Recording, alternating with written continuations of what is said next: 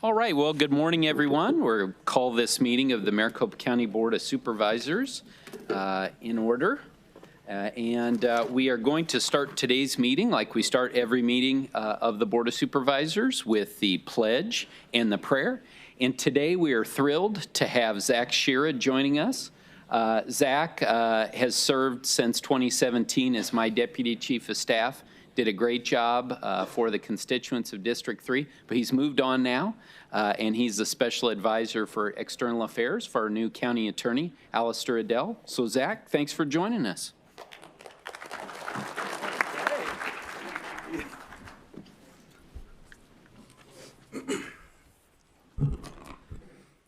Heavenly Father, thank you for this beautiful day, and thank you for the service of the board members up on the dais this morning.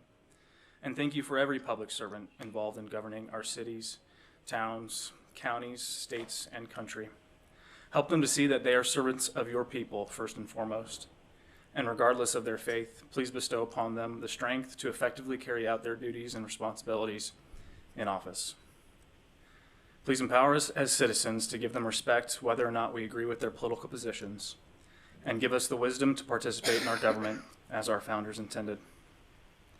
Please give our leaders the grace to govern justly, love mercifully, and walk humbly before you in integrity. May they defend the oppressed and protect the virtuous, and may they have the wisdom and foresight to enact laws and regulations that foster an environment where every citizen can flourish. In your name we pray, amen. Amen. I pledge allegiance to the flag of the United States of America and to the republic for which it stands, one nation, under God, indivisible, with liberty and justice for all.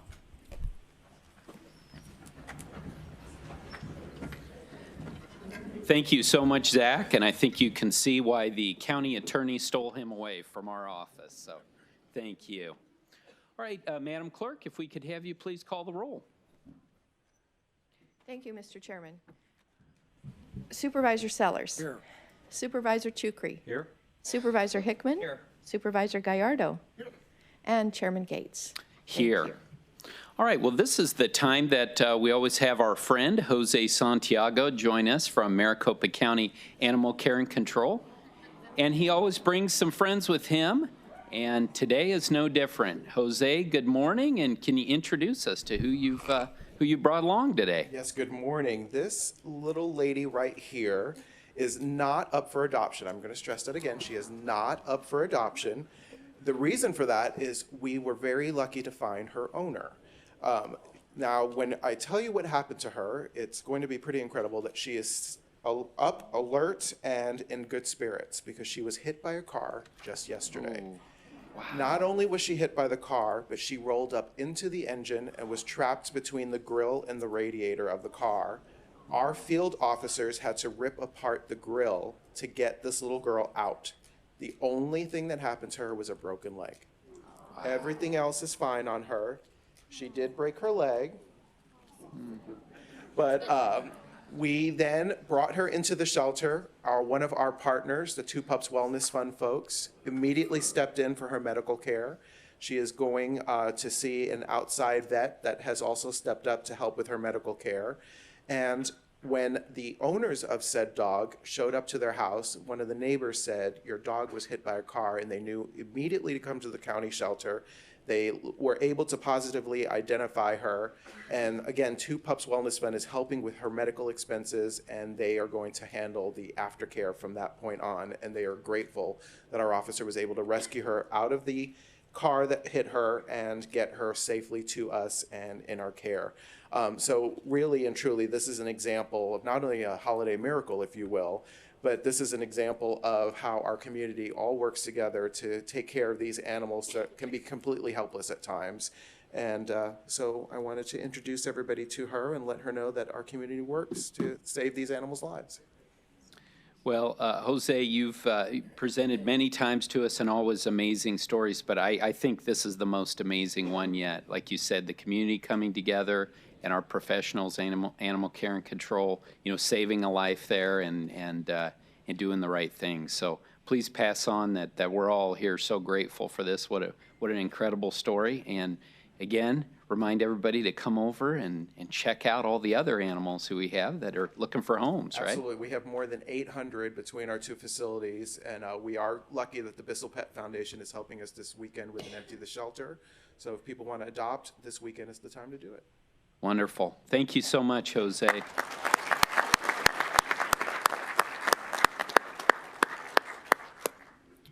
Madam Clerk, do we have any announcements or corrections to the agenda? Mr. Chairman, I do have a couple of changes to your agenda. On page 16, I'm sorry, page 20, item number 16, there is an amendment from the air quality, and when we get to that item, we will have the amendment on the screen that shows what the change is. On page 56 of your agenda, item number 102, it's a traffic control item, and it is listed as 12th Avenue, but it should be 12th Street. And then finally, on page 65 of your agenda, it's addendum item number A5, dealing with a settlement regarding Melendres. And since we have not gotten the signed documents back from the other side, we're going to continue it until we get those. So it's actually withdrawn from this agenda. All right. Well, thank you very much for that. And at this time, I'd like to welcome up Jan Plank, our Human Resources Director for our Employee Service Awards. Thank you, Chairman Gates, Board of Supervisors, and County Manager Rich. We're honored once again to bring forward to you some of our very dedicated public servants who are experiencing a 30, 35, and 40-year anniversary this year. So without further ado, our first award recipient is Stephen Lauer. Stephen, and I'd like the award recipients to come on up along with the board, and we'll have a photo opportunity here as they receive their plaques. Stephen is celebrating 30 years and currently works as a senior systems administrator at the clerk of the court. Stephen recalls joining the county and working in the file room from 3 to midnight in 1989, filing paper court documents. Those were the days when the court docket had just started running on terminal screens that were directly connected to the Bull mainframe operating system via token ring. He's most proud of the fact that he was a key member of the team that created the electronic court record system, which has provided a much more efficient court file system for the court as well as its customers. Stephen's greatest accomplishment in life, though, are his lovely wife, 6 children, 5 grandchildren, with one of his 18-year-old boys recently graduating from boot camp at Fort Benning, Georgia. Awesome guy, Rich McCaddy tells me, both personally and professionally. Stephen, congratulations. What? Oh. Our next honoree, Susan Morris, also comes to us from the clerk of the court, where she serves as a courtroom services supervisor. Courtroom services manager Leslie Wilkins told us that Susan's ability to mentor and support her direct reports is exceptional. She also adds that Susan is affectionately known as the chart lady because she creates charts and indexes for just about everything. I need you, Susan, in HR. She helps keep charts for the rest of the team and keeps them organized. This attribute contributes to Susan's reputation for being able to handle a high capacity of work in the courtroom. Congratulations. Your colleagues say she better never retire because they will miss those charts. Awesome.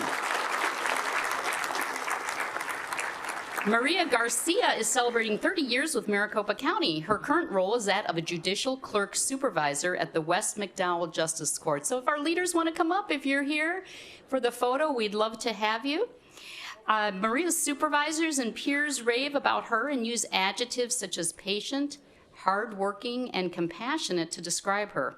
Her supervisor notes that Maria, when called to assist a defendant or litigant, always provides outstanding service. She understands that what we do on a daily basis affects people's lives, and we need to get issues resolved promptly.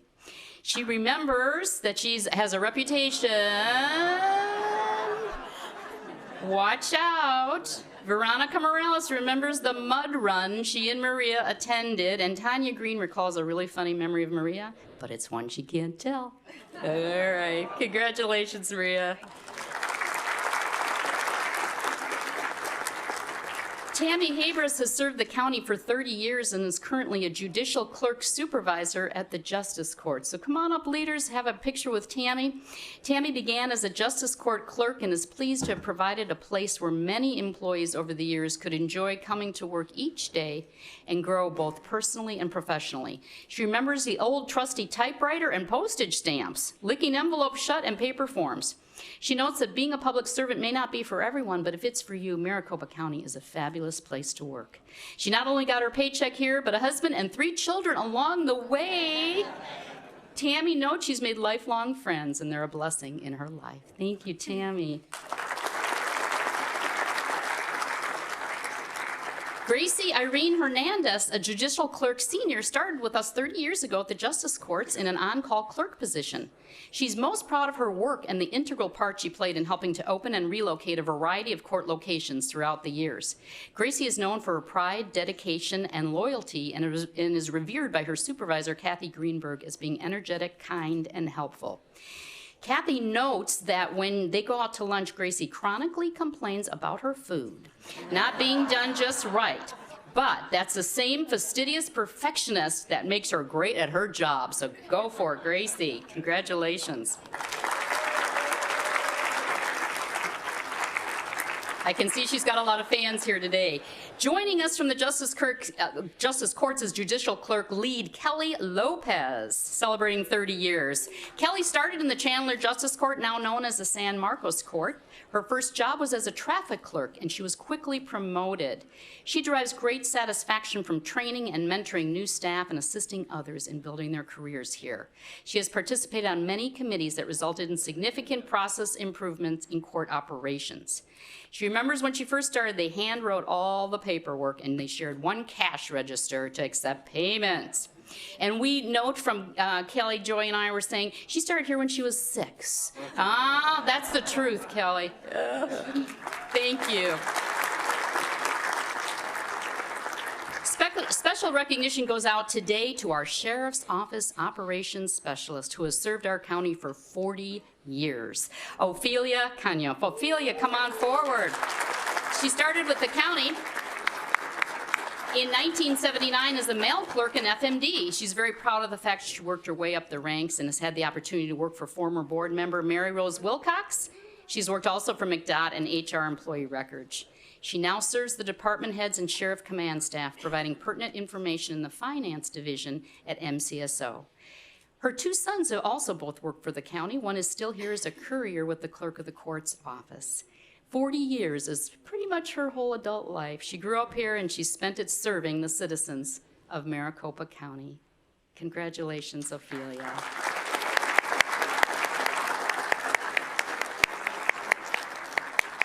Lisa Garland, our next award recipient, celebrating 30 years, joins us also from the Sheriff's Office, where she serves as a record specialist senior. Her husband, William Garland, is a deputy sheriff who also celebrated 30 years last year. Lisa began her career with MCSO as a sheriff records specialist at the Madison Street Jail in 1989.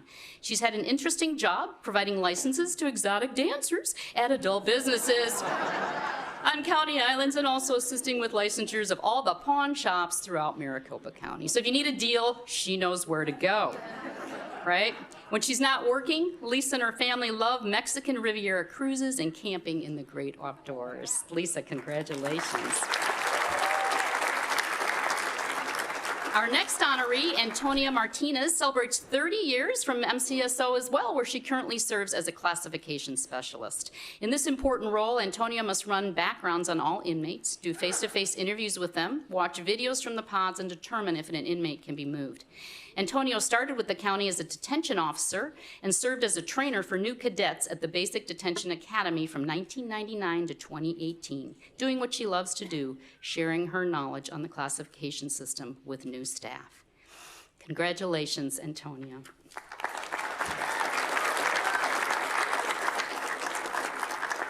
Also from MCSO celebrating 30 years today is Jody Vasquez, a detention officer within the mental health unit. And Jody's grandson is with us today. He's playing hooky from school, so I'm gonna bring him up. Come on, Xander, you can be in this photo.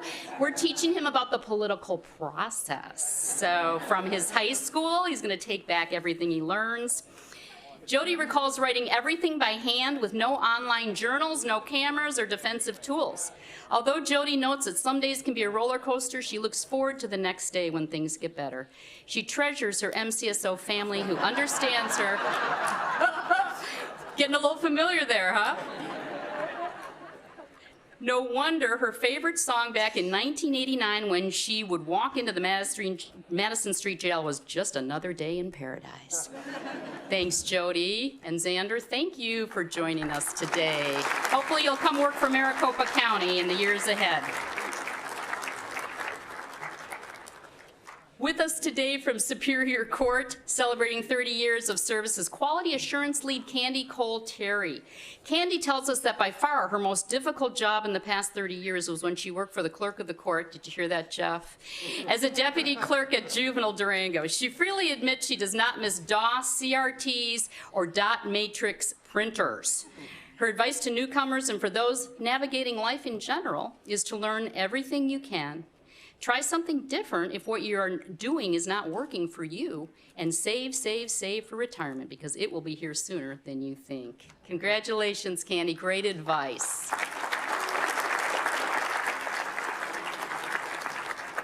Sandy Mason celebrates 30 years with Superior Court this year, where she started as a court information processor. Currently, Sandy serves as an office assistant specialized in court security, where she handles a number of very important functions such as payroll, key access, and parking coordination for the judicial branch downtown. Sandy is known for her positive attitude. Her mantra to others is that if you come in, do your job with a great attitude, the time will fly by. She's most proud of her 2 daughters, 2 grandchildren, ages 6, and a baby who is 9 months old. And she's fortunate enough to be able to see those kids and grandkids almost daily. Thank you so much for your dedicated service, Sandy, over the past 30 years.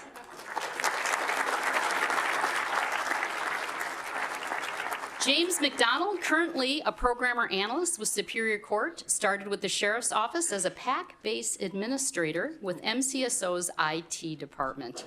He recalls the creation of the agile jury system using the kiosks in the South Court Tower.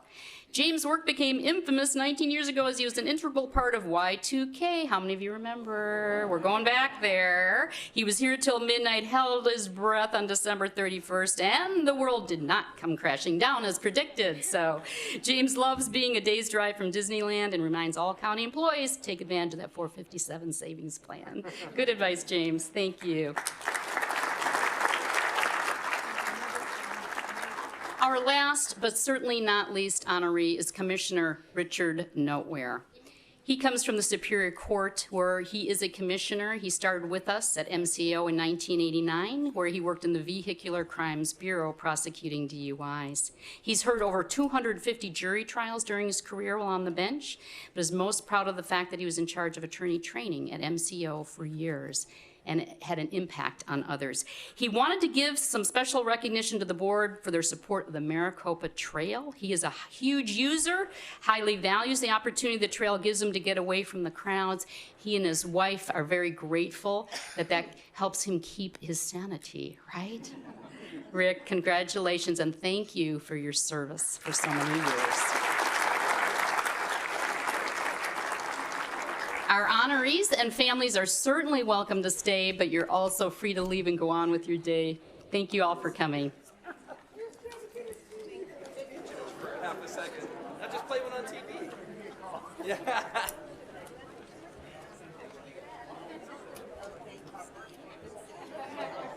Okay. Which way you wanting it? That was nice. Yeah. It was nice that Judge Welty said, hey, good luck today. Oh, no, thank you, ma'am. Thank you, We ma'am. finally get to be one. Thank you. Yeah. I just don't have to play it on TV. Now I get... I know. Lucky you're this year.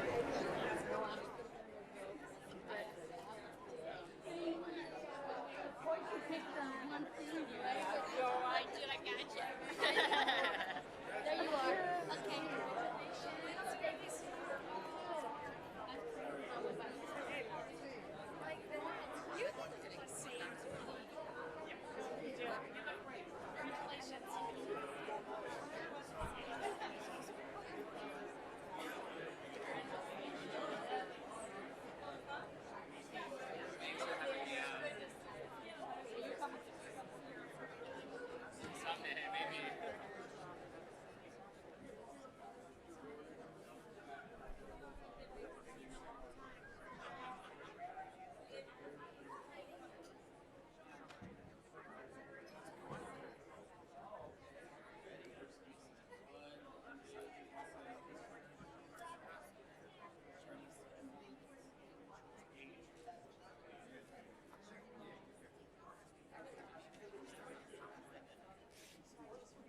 I just wanted to make sure y'all knew.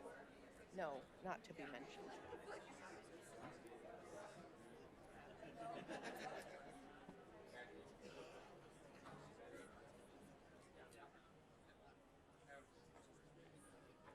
Maybe not, then I won't give it out. Whoever doesn't sign it, you won't.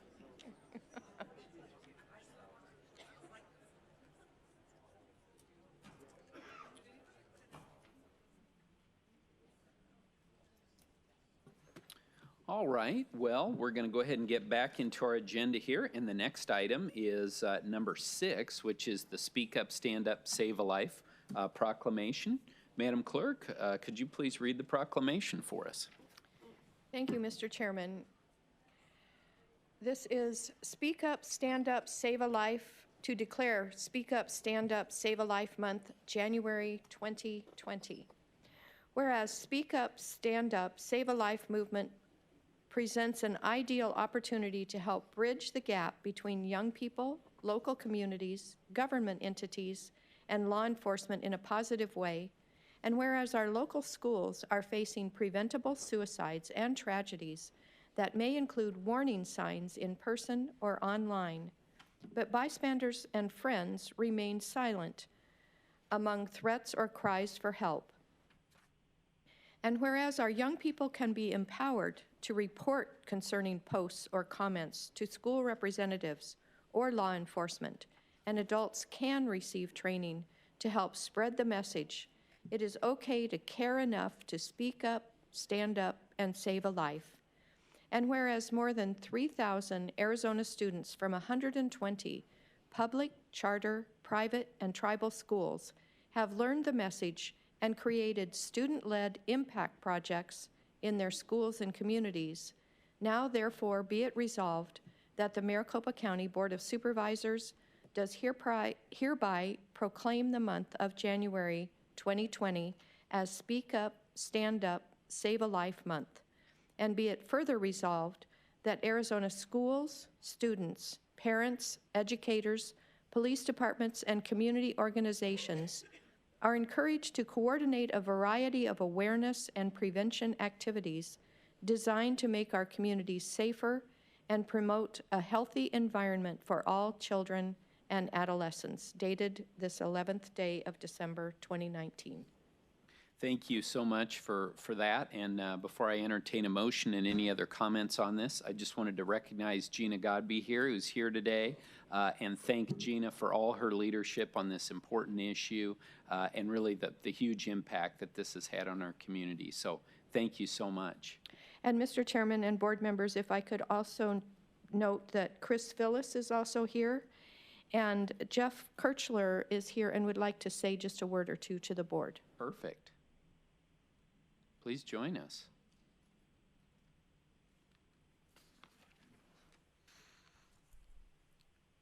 Thank you, Chairman Gates, members of the Board of Supervisors. My name is Jeff Kirchler, and on behalf of Speak Up, Stand Up, Save a Life, I am honored to accept this proclamation. We thank you for your support. Josh Shipp said, "Every kid is one caring adult away from being a success story." Our young community faces challenges. We cannot sit idle and let things be.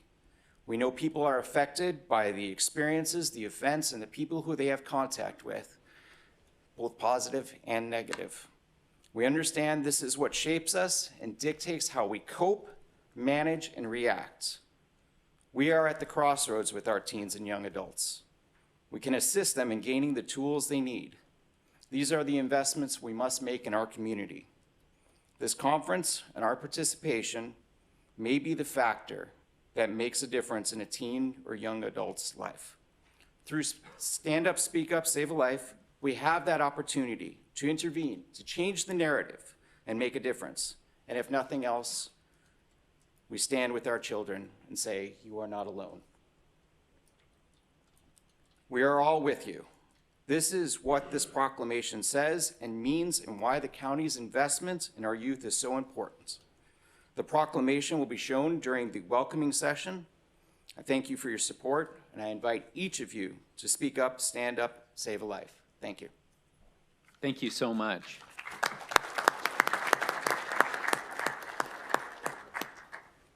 So at this time, I'd entertain any comments or a motion to approve this proclamation. Mr. Chairman, I would definitely make the motion, and I'd love to make a comment after a second, though, but. Yeah, do we have a second? I'll second the motion, Mr. Chairman. Thank you. Thank you, Supervisor Gallardo. Thank you, Mr. Chairman, and thank you for bringing this forward. I've spent a good number of years on a school board. I see one of my colleagues here for another issue, but thank you, Prescott, coming here. And I served on the school board in Phoenix Union for a few years, Cartwright Elementary, and the importance of this type of message on our campuses now in today's world.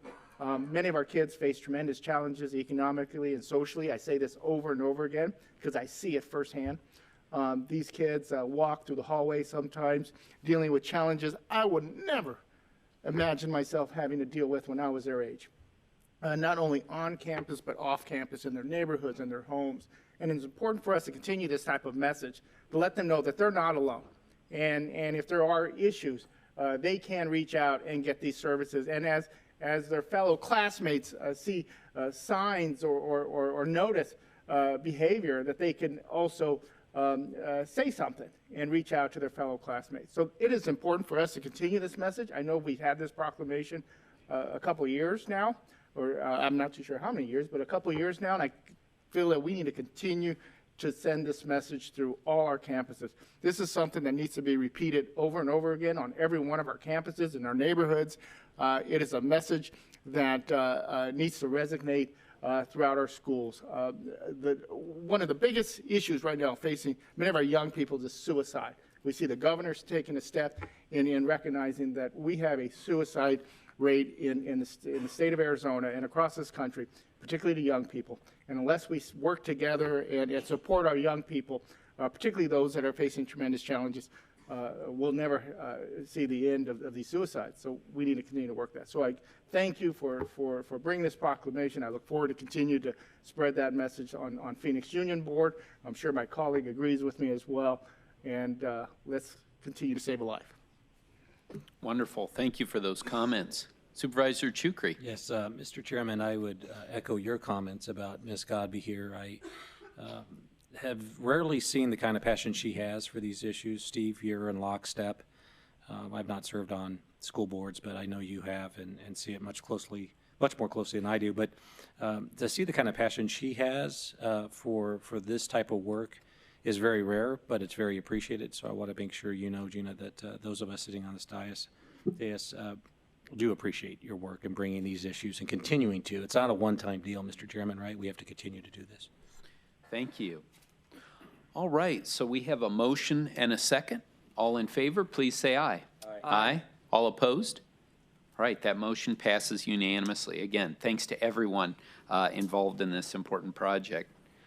Next, we go to Planning and Development. We have number 7, Falcon Ridge Subdivision Assurance Agreement and Resolution. And then number 8 is Marbella Ranch Parcels 5 and 6 Subdivision Assurance Agreement and Resolution. The board will now consider items 7 and 8. No speaker slips, correct? No speaker slips. Mr. Chairman, I motion to approve items 7 and number 8. Thank you, Mr. Vice Chairman. Do we have a second? Second. Thank you, Mr. Chukri. Motion and a second. All in favor, please say aye. Aye. Aye. All opposed? That motion passes unanimously. Next, we'll go into our consent agenda for planning and zoning. We have PZ1, PHO Old Stone Ranch, PZ2, Papago Solar, PZ3 is Arizona Public Service Company, Red Hawk, PZ4, JTM Trucking, PZ5, Desert Tours, PZ6, Falcon Ridge, and PZ7, Marbella Ranch Parcels 5 and 6. Do we have any speaker slips on these items, Madam Clerk? None, Mr. Chairman. All right. Well, then the board will now consider consent agenda items PZ1 through PZ7. Thank you, Supervisor Sellers. Do we have a second? Second. Thank you, Supervisor Chukri. Motion and a second. All in favor, please say aye. Aye. Aye. All opposed? All right, that motion passes unanimously. Next is PZ8. This is Copper Ridge Equine, and On this one, I do understand that there's a request to continue this item until January 29th. So do we have a motion to continue? Mr. Chairman, just before the motion, to let you know, Ed Bull is here, and he is the applicant. He said he would speak if requested, but he is in favor of the continuance. All right, excellent. Well, So moved, Mr. Chairman. all right, thank you. Do we have a second? Second. All right, thank you very much. Motion and a second. All in favor of the motion to continue until January 29th, please say aye. Aye. Aye. Aye. All opposed? All right, that motion passes. Thank you. Next, under the clerk of the board, we have number 9, liquor license applications.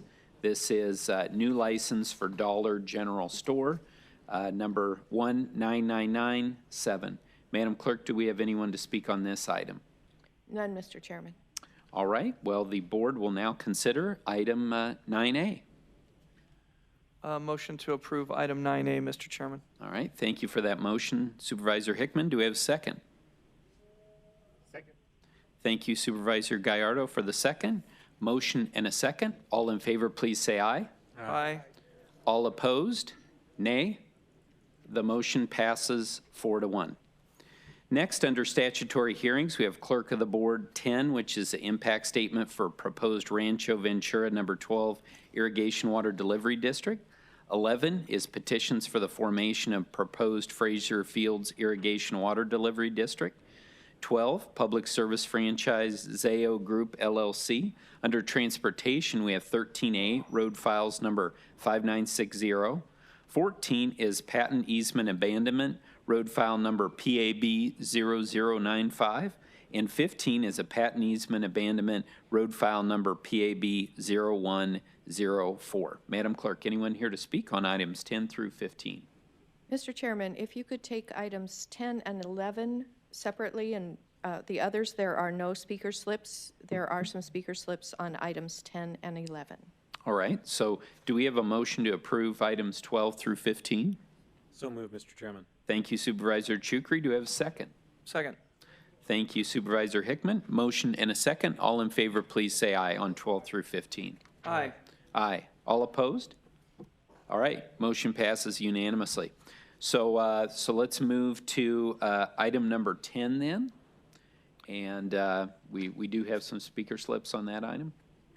Mr. Chairman, members of the board, this is the impact statement hearing for Rancho Ventura, number 12. We have 4 speaker slips, 2 who wish to speak in favor, 1 who wishes to speak in favor if necessary, and 1 to speak in favor, not to speak in favor, just to register that they are in favor. This is the permission to circulate the petitions. The first speaker is Jeff Baker. And Mr. Baker, thanks for joining us. Come on down. the next speaker would be Laura Stover, if you would like to be ready after Mr. Baker. Here. Good morning. Thanks for joining us. And it's, just to clarify, Bloker. I'm so sorry. No worries, Yes. probably my handwriting. But I'm here as a resident of Arcadia Corners. It's about 180 properties on Pinshot, Avalon, and Catalina between 40th and 44th Street. In May of 2019, we had a community meeting where we discussed the topic of forming an irrigation water delivery district. That our community has basically been built around irrigation. It's based on our green streets, gives us large trees and lower temperatures, and irrigation is what sustains that in our neighborhood. This irrigation delivers millions of gallons to the district that we're proposing of water, and everything within that zone is either adjacent or runs through the zone, the pipes do. So we're, as a group of residents, highly value these items, and we're in agreement to move forward with the process. Now we're here today. We've spoken with a lot of residents through email and face-to-face, and I believe that the community is in support, and we'd like the opportunity to vote on the resolution. Excellent. Well, thanks for joining us. Appreciate your involvement. Thank you. And the next speaker is Laura Stover. Did I get Correct. that one right? Yes. Good morning. Good morning. I've been a resident of Rancho Ventura since 2001. And for the last 10, at least, probably 15, I have kind of been the community organizer from first we just put together an email group, and then we put together a group that would collect monies from residents for irrigation repair. And we've always done that door to door as needed. It's been very cumbersome. We feel that this would be a much more systematic and appropriate way to collect funds for the very aged system. So thank you. Thank you very much, and thanks for joining us this morning and for all the work you've done on this. All right, so those were the only two speakers that had requested, or two individuals who requested the opportunity to speak today. And Mr. Chairman, members of the board, the others are Nathan Hubble, who is also in favor, and Steve Hanusovsky. That's close? All right. Okay, good. And they are both in favor, but do not need to speak. Excellent. Well, thanks to both of you for attending as well. So at this point, I would entertain a motion on item 10. So moved, Mr. Chairman. Thank you, Supervisor Sellers. Do we have a second? Second. Thank you, Supervisor Hickman. Motion and a second. All in favor, please say aye. Aye. Aye. Aye. All opposed? All right, that motion passes. And then next will be number 11, which is the petitions for the formation of proposed Fraser Fields Irrigation Water Delivery District. And we have some speakers on this one as well. Madam Clerk? Mr. Chairman, we only have one speaker, Gary Schuler, who is in favor and will speak if necessary or if there are any questions. All right, well, this is in District 2, so I'll defer to Supervisor With Chukri. that, Mr. Chairman, I'll make a motion to approve. All right, we have a motion. Do we have a second? Second. We have a second. Motion and a second. All in favor, please say aye. Aye. Aye. All opposed? That motion passes unanimously. Thank you. All right, next under air quality, we have 16, which is new source review. And as Madam Clerk mentioned earlier, this has been amended in the materials. And actually, I think we may be seeing this up on the screen. We also have, so there are those changes. And number 17 is emission reduction credits for use with the Arizona Emissions Bank. And number 18 is air quality standards. Madam Clerk, do we have anyone to speak on these items? Mr. Chairman, if Mr. Phil McNeely could speak briefly on item number, the second one, 17. And these are simply the changes that are made to the document itself on number 16.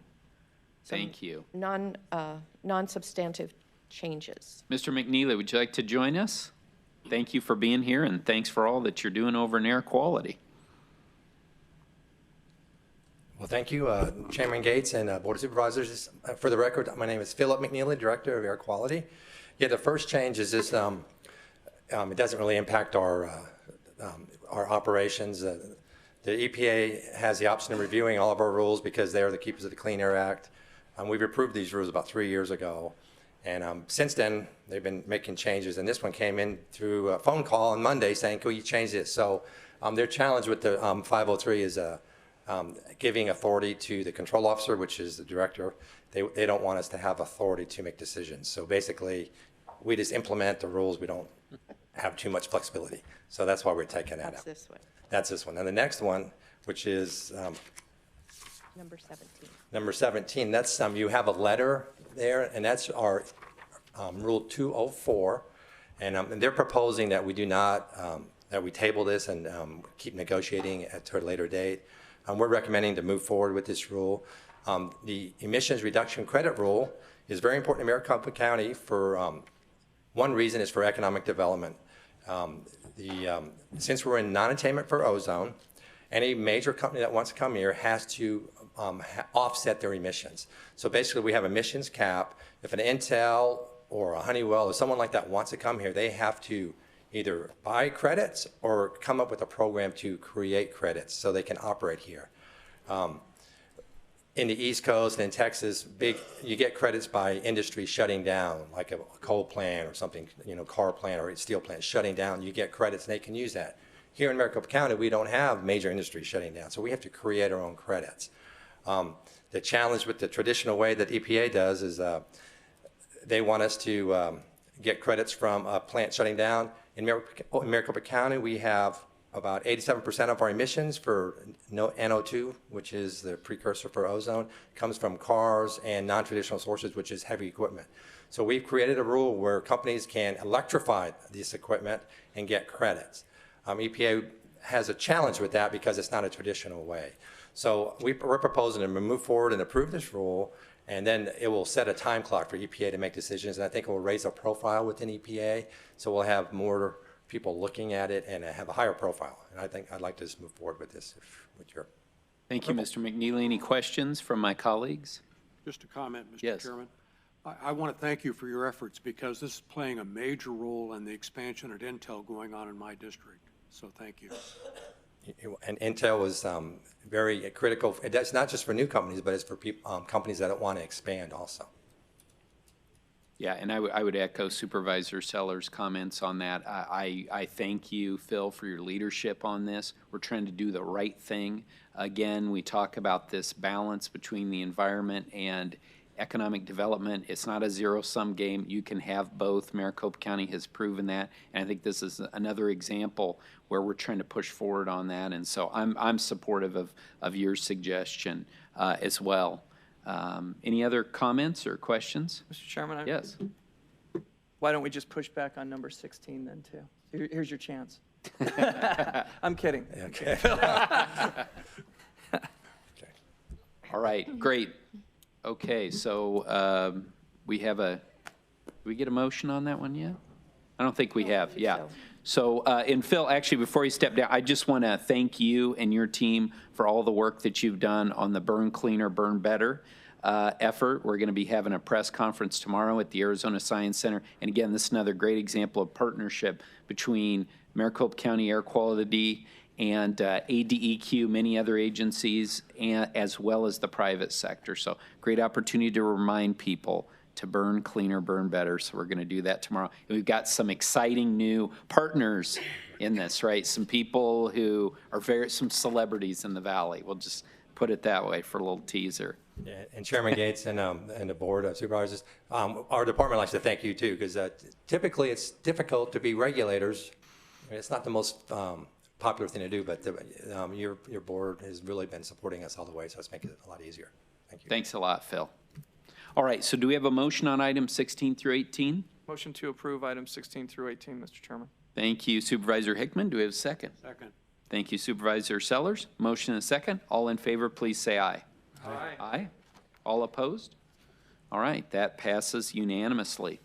Next, we're going to take a little out of order, if my colleagues don't object here, and move to addendum item A1. And this is the Election Day and Emergency Voting Plans. And I would like to welcome up our Maricopa County Recorder, Adrian Fontes, who's joined us, as well as our two directors, our director who reports to the Board of Supervisors for Election Day and Emergency Voting, Scott Jarrett, and then also the director for the voter registration and early voting, Mr. Ray Valenzuela. Good morning, Mr. Recorder. Good morning, Mr. Chairman, and members of the board, and ladies and gentlemen of the public. This is a very big day. I do want to mention, and if you want to catch me on this later, last evening I had a wonderful little appetizer made of some eggs from a local small family farm that I really enjoyed a lot. So if anybody, I actually did. That's not a joke. It was delicious. But Flattery gets you everywhere. Everywhere. That's great. Well, there's more to come, Mr. Chairman and members, because we're in an historic moment. And it's because we've decided to do what folks don't expect politicians to do. We've acted in a bipartisan manner. We've worked hard together. We've decided that change needed to happen, and here we are.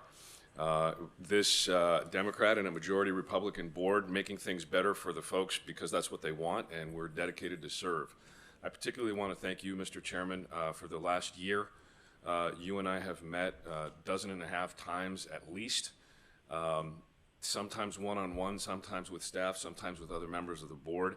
and I've grown quite fond of those meetings. So whether or not you get reelected to that seat, I'd like to continue the relationship because you've been willing to listen, and I've listened as well, and I've learned a great deal from that interaction. So thank you very much for that.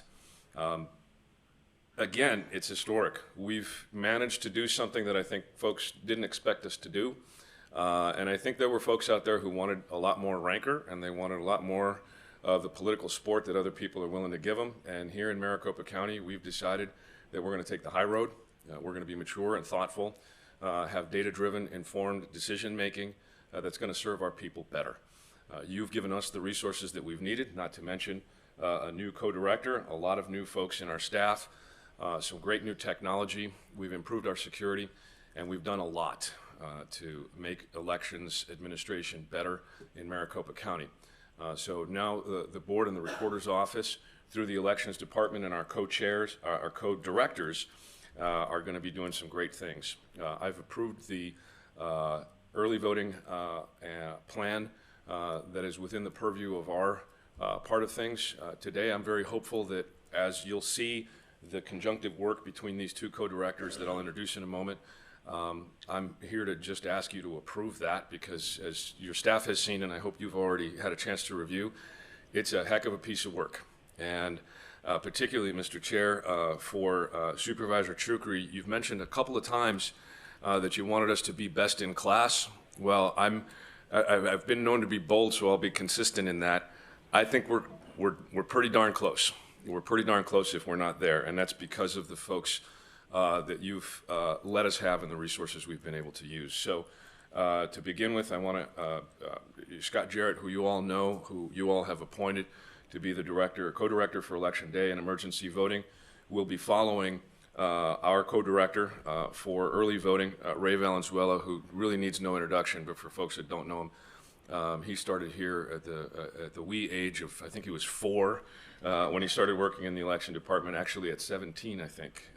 His first summer job in college was with the Maricopa County Elections Department. So he's been able to help move this thing forward, teaching me and a lot of other folks what's been going on. He'll be, for your information, talking a bit about the early voting plan that we've already approved. And then, of course, you get to approve the Election Day and emergency voting plan. I encourage you to make that approval and to begin in a very robust way the activities that we are all ready to engage in. Again, I reiterate my thanks, not just to you, Mr. Chairman, but to the rest of the members for this bipartisan and cooperative effort to really improve the electoral administration circumstances here in Maricopa County so that we can get to that best-in-class goal that we've been looking forward to. Thank you very much, Mr. Chair, for the opportunity to speak to you.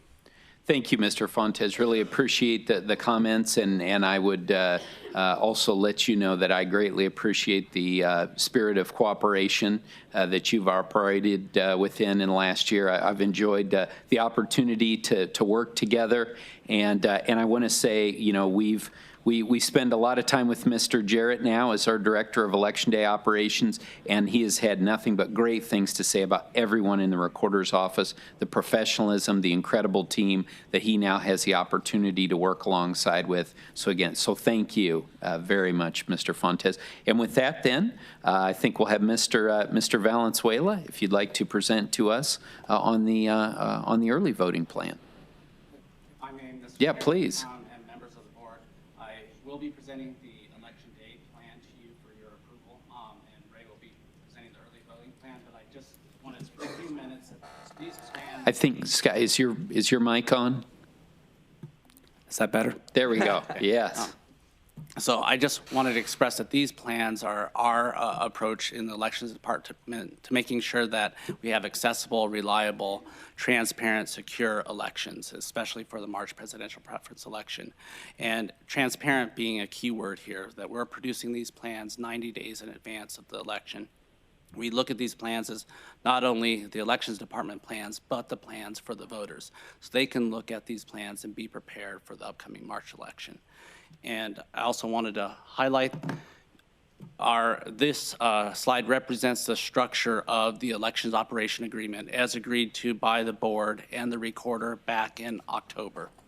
And the components and the functional areas that are shown here on the plan are really what drove what was determined to be put in each one of these plans, whether it went in the early voting plan or the election day plan.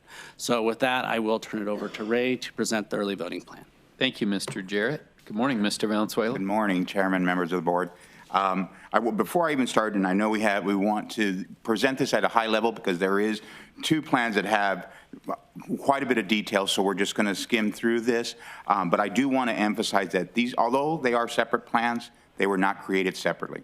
This is in conjunction, collaboratively, that we, as the slide there shows, we have shared resources, and that was intended and intentional. So again, these plans are collaboratively created, albeit separate. They are ideal to work together. So on the early voting plan, I'll present this at as high level because I know you're here to approve the election day, but to give you that concept of where we're at, you'll see the early voting plan in detail includes stuff such as the voter registration part of the election, early voting, and the next slide will speak a little bit to that. Voter registration, the two top things, and voter registration clerk, what that is, and again, giving us some resources. We looked at all of these decisions with regards to not only election day, but early voting sites, line management. Some of those things is looking at different positions, adding more folks.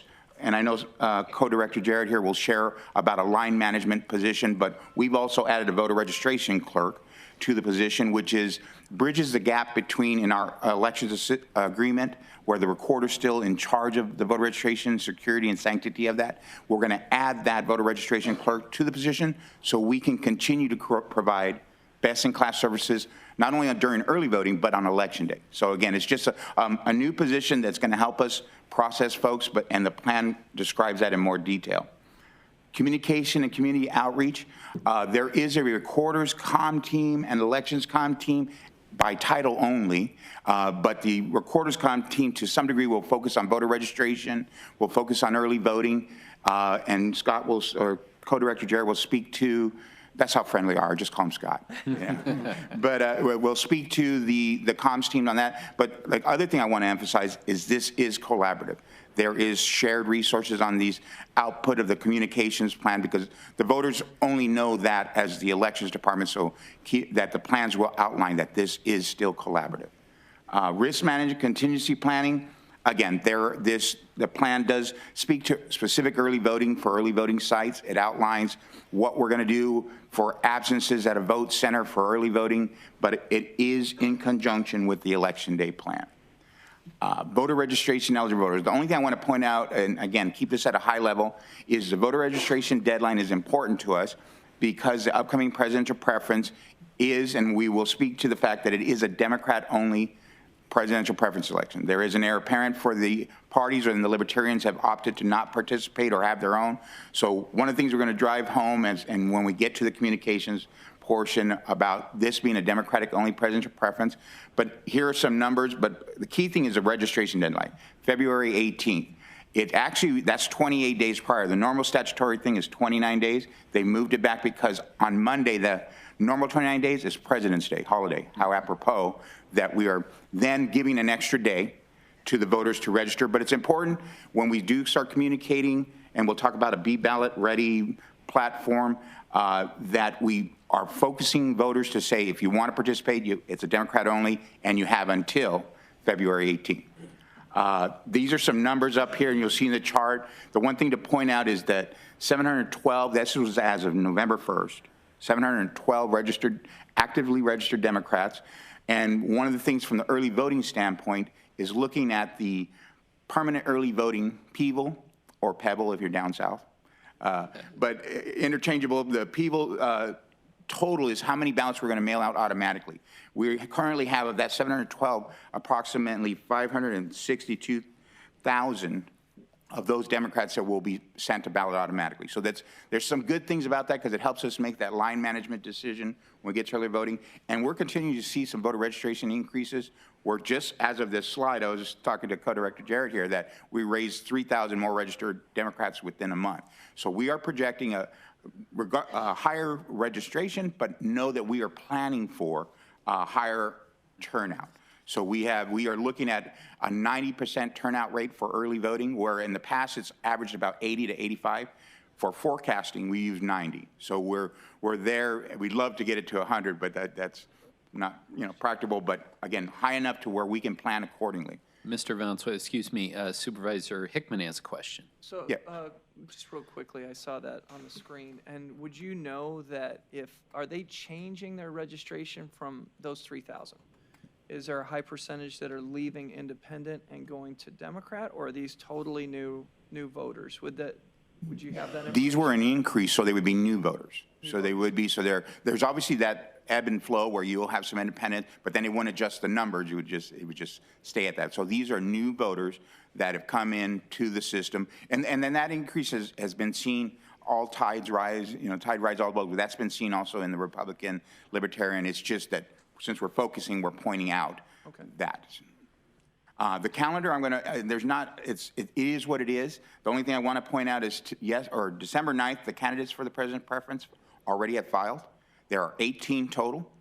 Secretary of State actually today at this moment is doing the draw for those 18 candidates. And the draw, by that I mean is in this election, the order on the ballot is not determined, by rotation. It's drawn by lot. So there are 18 candidates that at the Civic Historic Center, I think, are being drawn now. The rest, again, speaks for itself, why we're here today to approve that. The only other point that I want, and this, again, is for the public to see, is point out the military and overseas voter date, February 1. That is really the date that elections begin. A lot of people say, well, March 17th. No, 45 days out, we have to have our first ballot ready for those military and overseas citizens. And again, I always emphasize, if anybody deserves a right to vote, those military voters, we want to make sure, and that's the date that we start our clock working backwards from. So it's an important date. And then, of course, carrying on to different dates as far as Election Day itself. One other thing is we do have a new law that requires ID for early voting. So in addition to that, that has already been put in place through our site book or e-poll books, if people are familiar with that e-poll book term. So it will require, just like Election Day, we will be doing ID at the poll, or ID during early voting. We have 40 vote centers, and I want to emphasize these 40 vote centers because what that is, and we are trying to brand this for every countywide election. We will have 40 vote centers plus whatever amount of polling places is needed. In this, we have some consolidation that Co-Director Jarrett will speak to, but we will not remove or move backwards from that 40 vote center because they are our critical vote anywhere sites. They allow the voter, and if we can establish them in perpetuity, everybody will know and we'll be able to, again, brand that every voter has 41 locations to vote at. 40 vote anywhere or the one assigned. Sorry to interrupt you there, but Supervisor Chukri has a question. Morning, Ray. Forgive me, I'm under the weather. Forgive my voice. Regarding the ID, I know there was some confusion that we spoke about with Scott. Is that a picture ID? Is it? I just want to make sure that we've come around to saying that has to be a picture ID, like a driver's license, not necessarily my voter ID card. I know some of my constituents had questions regarding that. Chairman, Supervisor Chukri, it is following statutory-driven ID at the poll requirements, which means that it's not specifically only voter ID or picture ID. There is 3 different mix and match. So you can provide a photo ID, and we do have statistics that show that probably 90% to 95% of the voters, that's their method of providing. However, the law does allow for a mix and match, a U.S. passport that doesn't happen to have the ID or resident address, and then a utility bill. So there are mix and match, and it is outlined in statute, and we will put that out. It is out on our website, the elections website. So it is a mix and match as followed by statute. Okay, and then one last question, Ray, as it relates to the voting centers. I know in earnest we kind of did that last go around, and they performed relatively well. I know there's been some concern back and forth about should we have polling, go to all voting centers versus polling places, and I think we're getting to that right balance, especially as we evolve, as we spoke with Mr. Fontes last year about we do need to make sure elections is evolving, and I believe we certainly are. Are there any subtle changes that we've learned from the 18 election that we're going to employ as it relates to voting centers come 2020? Chairman, Supervisor Chukri, absolutely. That is part of the learning process, our postmortem to any election, and that's the benefit and the beauty of the 40 vote centers is that we continue to improve them. We continue to improve our technology. We even gotten to a point of where the some of the issues with the ballot on demand, if they existed in one or two places, have been cured, locked down, and every election we make that much better. And even being able to, again, identify these 40 vote centers in perpetuity to lock them down helps us be able to create resources at those sites, such as hubs that are very close by those, so that if something technologically needs to be advanced, that we can move to that within minutes. So we definitely are using lessons learned. Thank you, Mr. Chairman. Thank you, Mr. Ray. Thank you. And again, I don't want to take too much time, so it is posted up there, the 9 vote centers. When we are opening 9 at the 27-day start, February 19th, we are then transitioning to opening them all March 9th to the 13th, and that's using data-driven decisions, once again, that we opened them all up at 27 days before, and there was 200 voters that showed up on the first day. So we are looking to make sure we're utilizing our resources and having them impact the process when we know voters tend to come to these locations. Last but not least, they're transitioning to emergency. These 40, or a portion of them, will be transitioning on March 14th, which is a Saturday, and then Monday, the Monday prior, and then Election Day, they will transition fully to Election Day sites. So in complement with the assigned polling locations that Co-Director Jarrett will speak to. I'm going to skip over the uniformed overseas citizens because I spoke to it a little bit already, and that is outlined in our plan. The one I didn't is special election boards, which is part of statute, and that's for our individuals that are incapacitated, are at nursing homes, veterans homes. Once again, individuals that have served but may have a physical disability that prevents them from going on election day. That is outlined in our plan. Last but not least, and this ties to both, and it's a good transition for Co-Director Jarrett, is our BeBallotReady.vote. We have, that is a project or a outreach that we're doing, and part of that is to create a personalized dashboard that is going to be specific to a voter. A voter goes in, logs in, they give us their information, they get everything they need to see instead of searching through several links. By name and address, we can give you your sample ballot, we can give you all the information as far as your representatives, everything. So again, it is a process by which we've committed to create this easy, centralized point for voters of Maricopa County to come to. And the only thing I'll mention is that it is going to open in phases. Right now, it'll focus on generic information once it launches. It's not going to be too specific, but that'll be phase 0, as you call it. And we do have, and I'm mentioning a mascot that is potentially invented, but we'll be launching out. Phase 1 is voter registration focus and speak to that it's a Democratic presidential preference. And that happens around January 20th through the February 23rd. Phase 2 is focus on early voting. It's February 24th through March 9th. When early voting going on, we switch the messaging on that to be mail ballot deadlines, election dates. And then phase 3 is March 10th, March 17th. Early voting's over. It's more election day related. Then we'll switch to focus on election day, in addition to drop-off locations for ballots or in-person voting information. So that's the Be Ballot Ready, and I'll, from here, then transition and switch over to Co-Director Jarrett here. Thank you very much, Mr. Valenzuela. Appreciate all your work on that. Mr. Jarrett. So, Mr. Chairman, I do want to just acknowledge Mr. Valenzuela and the recorder for welcoming me into the Elections Department, and this plan could not have been prepared without their cooperation throughout the process.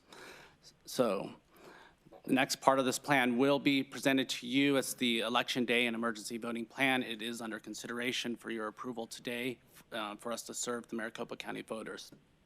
This plan was really prepared and drafted to answer a series of questions. Those questions related to how many people will turn out to vote on Election Day?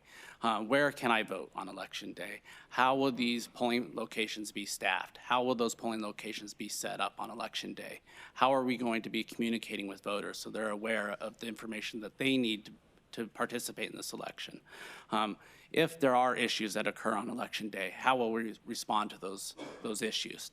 And then also, how much does this election cost, and potentially how are we being reimbursed for this election? All of those details are in this plan, and that's what it was designed to do, to provide that information to you and to the Maricopa County voters. So the first part of preparing a plan is and it drives all other decisions. It's determining the potential turnout and forecasting that turnout. However, anytime that you're doing a turnout projection, you like to have lots of different data elements or data points. Well, that presents a challenge when you're talking about the presidential preference election because they occur infrequently. The last time that we had a Democrat-only presidential preference election was in 2004. That was before the permanent early voter list occurred. As Mr. Valenzuela said, 18 potential candidates are going to be on the ballot. That was before a time where there are that many candidates participating on the ballot. Also, turnout is largely driven by voter engagement and interest in whether the race is going to be competitive. Some of those factors are unknown to us at this point in time because our presidential preference election occurs election day on March 17th. 2 weeks prior is the Super Tuesday. So the race could be well in hand at that point in time. However, for us, when we were projecting turnout, we erred on the side of being very cautious. We used 3 different forecast models, which went back to look at the presidential preference election in 2012, which was the turnout rate. The presidential preference election in 2016, that was one model. We used a second model that looked at actual in-person voters turning out in actual elections in the 2016 presidential preference election, 2016 August primary election, and the 2018 August primary election. We also looked at those turnout rates in those elections to come up with those 3 different forecasts to provide us a wide range of potential turnout. What we're projecting is that there's going to be potentially between 337 and 429 potential voters turnout in total on election for the election. But for the election day, we needed to determine how many of those would be in person and how many of those would potentially be eligible or ineligible voters, because as Mr. Valenzuela was describing, we do have a robust communication strategy to inform voters who are eligible for this upcoming election. However, we know that that communication plan may not always be successful, so we need to be able to prepare for those voters, those Republican voters, those independent voters, if they turn out. How will we still be able to serve them with compassion? They will be very passionate. They want to cast their vote, and we need to be able to communicate with them. So our projections are showing that potentially a range of 18 to 39,000 voters will not be eligible that will turn out on election day, and there will be 58,000 to 81,000 eligible voters for a total range of 67,000 to 108,000 voters. Again, these projections were made for planning purposes to ensure that we would have enough polling locations, enough poll workers to serve this election. Mr. Chairman, just Yes, Mr. Gallardo. real quickly, because we touched on it a couple times, that there's 18 potential candidates. What's the time frame in terms of the printing of the ballot? I mean, I imagine that there'll be some of our candidates that will withdraw, and you know, we can take them off the ballot that way, so there's no confusion to the voters. But what's that deadline? I mean, I'm sure it's not Super Tuesday, but when is that deadline? If a candidate wanted to withdraw and for us to remove their name on the ballot, from the ballot, when would be that drop dead date? So we are actually, after the draw today, we will be designing that ballot. But So the drop dead date's today. and then we will need to, as Mr. Valenzuela stated, that we need to send these ballots out to our UOCAVA voters 45 days in advance. So there is that lead time to get those printed before that 45-day notice, which is before the Iowa caucuses. So anyone who has notified us that they will be on the ballot will, at this point in time, be on.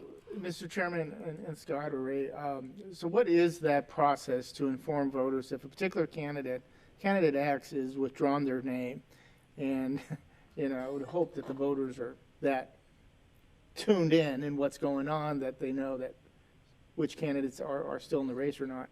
But how do we inform those voters? What's the process in letting them know, hey, candidate X is no longer, Mr. Chairman, Supervisor Gallardo, one of the unfortunate pieces is those candidates very frequently will withdraw, but they don't send the election department official notice. And without that official notice, we cannot then be communicating to voters that those candidates are no longer on the race. Now, if we have received that official notice, we can post that in the polling location and on our website. But unless we've received that notice, we have to assume that they are still actively participating in the election. Okay, thank you. Chairman and Supervisor Collard, if I may add, though, the filing agent is a Secretary of State.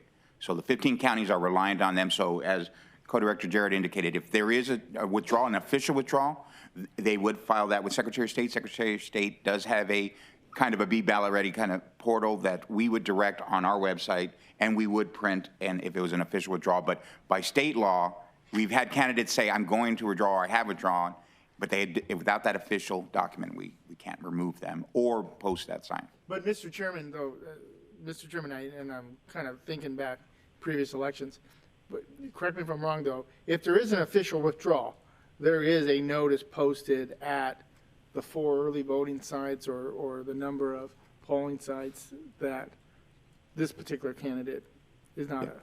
Chairman, Supervisor Collard, absolutely. That is required in law. So, and we also put it online in our candidate, and we have a link for candidatelist.maricopa.vote, our vanity URLs that are short that will promote that out there. Okay. So the next portion of us planning and preparing for this election was to look at past elections. And they provide a good guide for us to overcome some of the challenges that Maricopa County has experienced before. And if we all harken back to 2016, I think we remember some of the issues that occurred during the presidential preference election. There were long lines. You see images of voters standing in line even with their early ballots. And I actually look back on that, and it's we can move and learn from those experiences. And what we've done to prepare for that for 2020 is we're more than tripling the number of polling locations. We're going from 60 polling locations that were used in 2016 to over 200 for the 2020 presidential preference. But we're not just tripling the number of locations, we're adding check-in stations. There were 2 check-in stations in each location in 2016. We will be deploying 6 check-in stations per polling location. We are also adding, as Mr. Valenzuela stated, additional poll workers. Every polling location will have 7 poll workers. One of those will be the voter registration clerk, which will be able to provide updates to name changes and address changes that occurred during the voter registration period, an option allowed by state statute, but also a line management clerk that's going to be able to provide those voters, resolve some issues why they're standing in line or before they stand in a line. We are projecting with the numbers of check-in stations, the number of polling locations, the number of poll workers that we'll be hiring, that even at the highest peak time, voters will be waiting less than 30 minutes in line. So, and many of those locations will be much shorter. So we're very grateful to the Board of Supervisors. Back when I was appointed in June, at that same board meeting, the board approved brand new tabulation equipment for the elections department. This tabulation equipment not only will make our counting of votes be much quicker, but it also will improve security. There's not a lot of times that you can say, okay, you can accomplish both. You can have your cake and you can eat it too, but this is absolutely the case because our old equipment, while it's very sturdy, reliable equipment, it was purchased in 1996. Technology has advanced in this last 23 years. And the old equipment we can, even in the most optimal circumstances, can tabulate ballots at about 3,000, potentially maybe 5,000 per hour. Our new equipment can reach speeds of upwards of 8,000 ballots per hour. But it also comes with an extensive amount, a comprehensive system of audit logs. So, and it creates a digital duplication of the ballot. So we can take those original ballots. Voters are still using a hard, durable copy ballot to cast their vote on. But we can secure them immediately after they've been tabulated in the system. And then we can rely on the digital copy for comparison and other issues. The other thing that we're very excited about in this election is a brand new ballot style. Voters will be using ovals to vote instead of arrows. And that is actually easier for the voter to vote. It reduces voting errors or misreads, especially when it's due to bleed-throughs. We can offset the alignment. So this will be of significance in the 2018 general election and the 2020 general election, 2020 primary election, when we have that very long ballot. We can offset and we won't be encountering issues related to tabulation. So it just really helps expedite the tabulation process. As I mentioned before, we will be deploying 220 polling locations for the March presidential preference election. These locations will be finalized and approved by the board approximately 60 days out. We're actually out performing some inspections today. I think on ASU campus, we may be over somewhere in the West Valley, close to the Estrella Mountain campus, looking to finalize those vote centers. And part of that process is an inspection, making sure that those polling locations will serve our needs, whether they have the Wi-Fi capabilities so we can set up our check-in stations and that can connect back to our voter registration database. Also that they will be able to serve voters that have disabilities, and that we have the signage, the appropriate signage, that there are that voters can access these, that the parking is sufficient. All those types of things we run down a checklist to make sure that these locations will be able to serve all voters. We will be for this election hiring over 1,500 poll workers to serve in the polling locations. And as part of those poll workers, we need to make sure that they will be trained. I mentioned we will have brand new tabulation equipment that will come with a new accessible voting device, as well as precinct-based tabulators. We need to make sure that all those poll workers have hands-on experience with that equipment. So we'll be offering 100% hands-on in-person training. That will require 75 in-person training sessions. We went shortly after you appointed me, we did a series of roundtables with our poll workers to identify what worked in our trainings and what didn't work. And part of that is they requested role-based training. When we have line management clerks and marshals, they need specific training that may be different than the actual clerks. So we've devised those role-based trainings, and we'll be offering those in that format as well.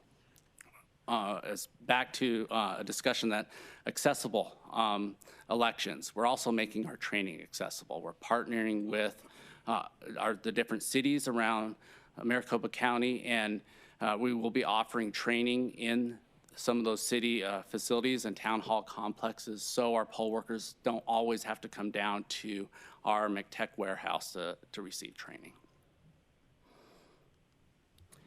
And the last slide that I have here is just the emergency voting. So we'll be offering emergency voting for the March presidential preference election. An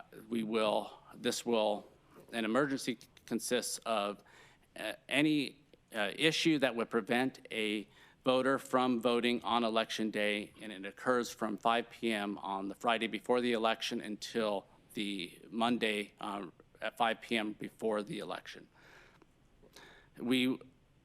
The state statute does require that we have voters sign a statement acknowledging that they are experiencing an emergency, and we will be having them sign that affidavit and statement.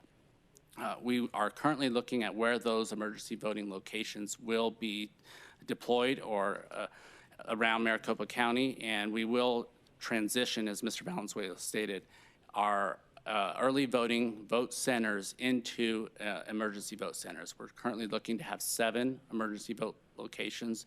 Those will be 5 locations, 1 in each Board of Supervisor district, as well as our Mesa facility and the McTech warehouse. Now I would like to turn it over to you, Mr. Chairman, members of the board, with any questions you may have about the election day or emergency voting plan. Mr. Chairman? Yes, Supervisor Sellers. Yeah, Scott, can you talk a little bit about, we think that these improvements should significantly reduce the number of provisional ballots that we have to deal with. Can you talk a little bit about that? Mr. Chairman, Supervisor Sellers, that's absolutely the case. So by deploying a voter registration clerk in every voting location, that provides us real-time access to the voter registration. So if voters do turn up and they've had their name changes, if they've had, or if they've had an address change, they can update it in real time in the voting location. We do offer the 40 vote centers. So those are any voter that's registered and eligible to vote can show up at one of those voting locations, and they will not be provided a provisional ballot. And Chairman, Supervisor Sellers, if I may add some numbers to help emphasize, before we did real-time address name update, we had over 122,000 provisionals cast in Maricopa County. That's post-election processing. 2018, due to the real-time updatability, we dropped down to 16,000. Substantial amount of ability to assist the voters in best in class, and so that's a substantial reduction, and we hope to see that with, as maintain that and then focus on our independent voters that potentially come to the PPE. And Mr. Sellers, we have one other option as well, and that comes with our new tabulation equipment. The accessible voting device does allow out-of-precinct voters to cast a ballot. That device prints a hard, durable copy of a ballot that can be inserted into the precinct-based tabulation equipment.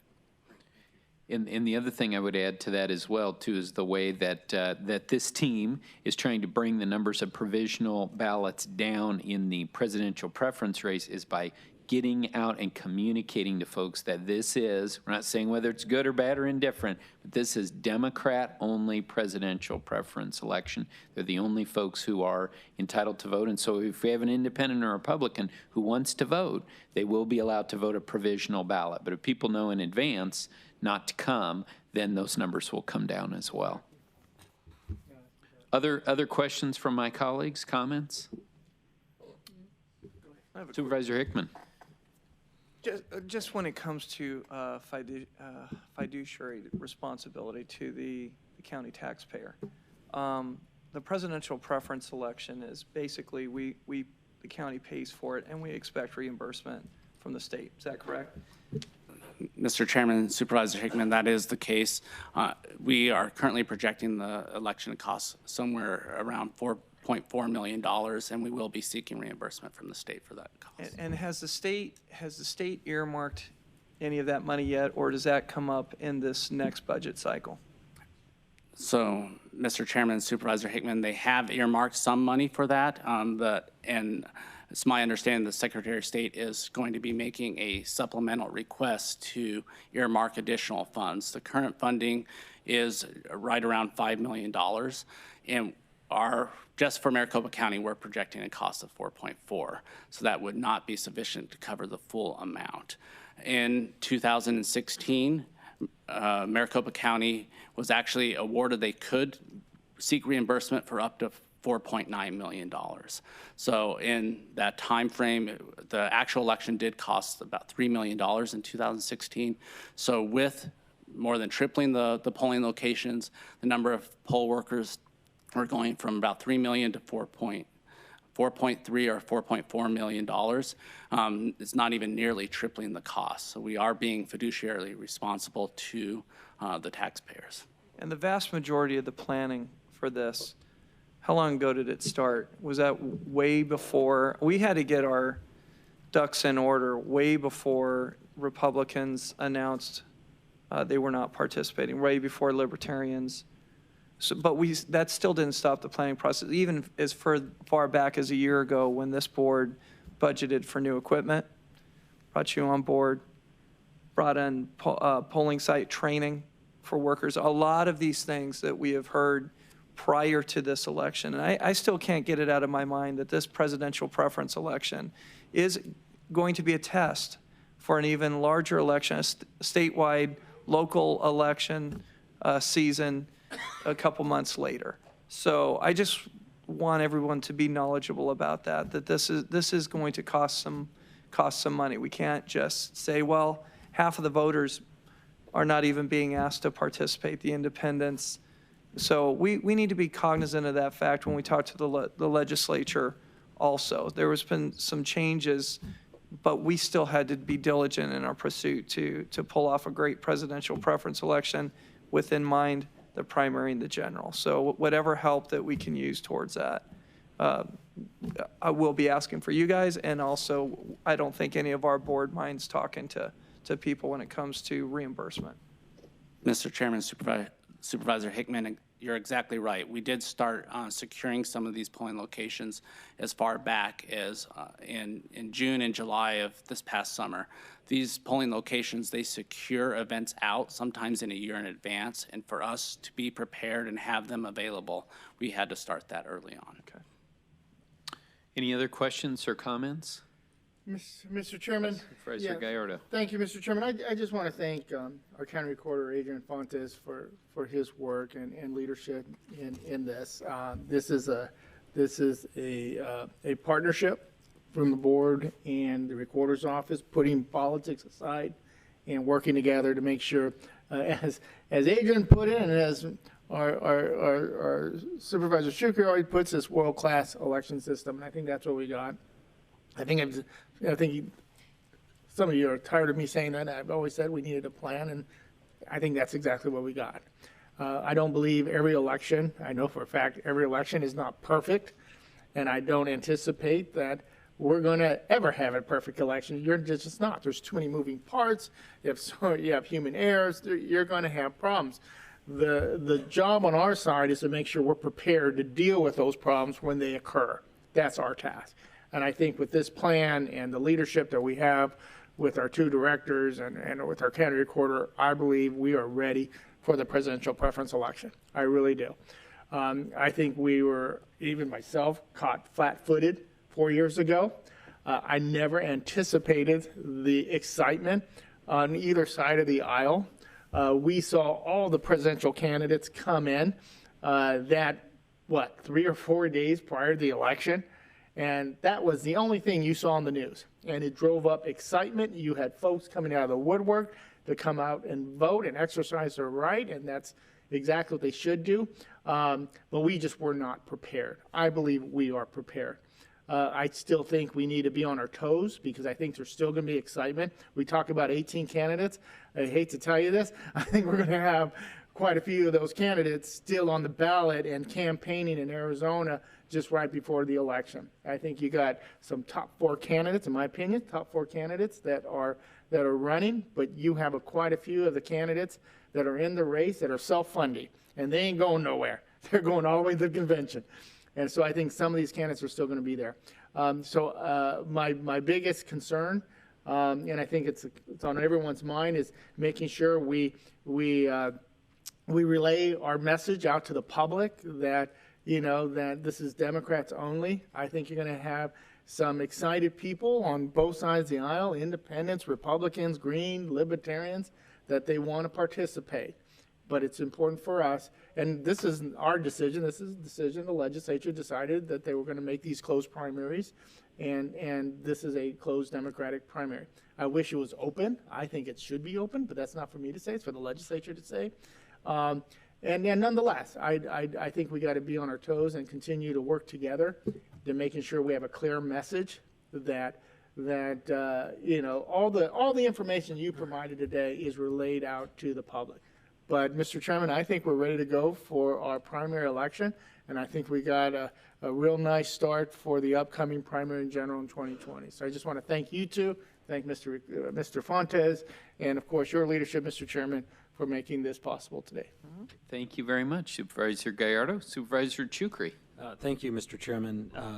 Just to echo those comments, and we were basically dealing with, and I think the premise has really always been this in recent years, with an antiquated system, and I mean that we had an agreement that dated back to the 1950s that was not in any way, shape, or form the right measurement of how we should conduct elections in 2019 or 2020. So we all had that presence of mind, and we got there.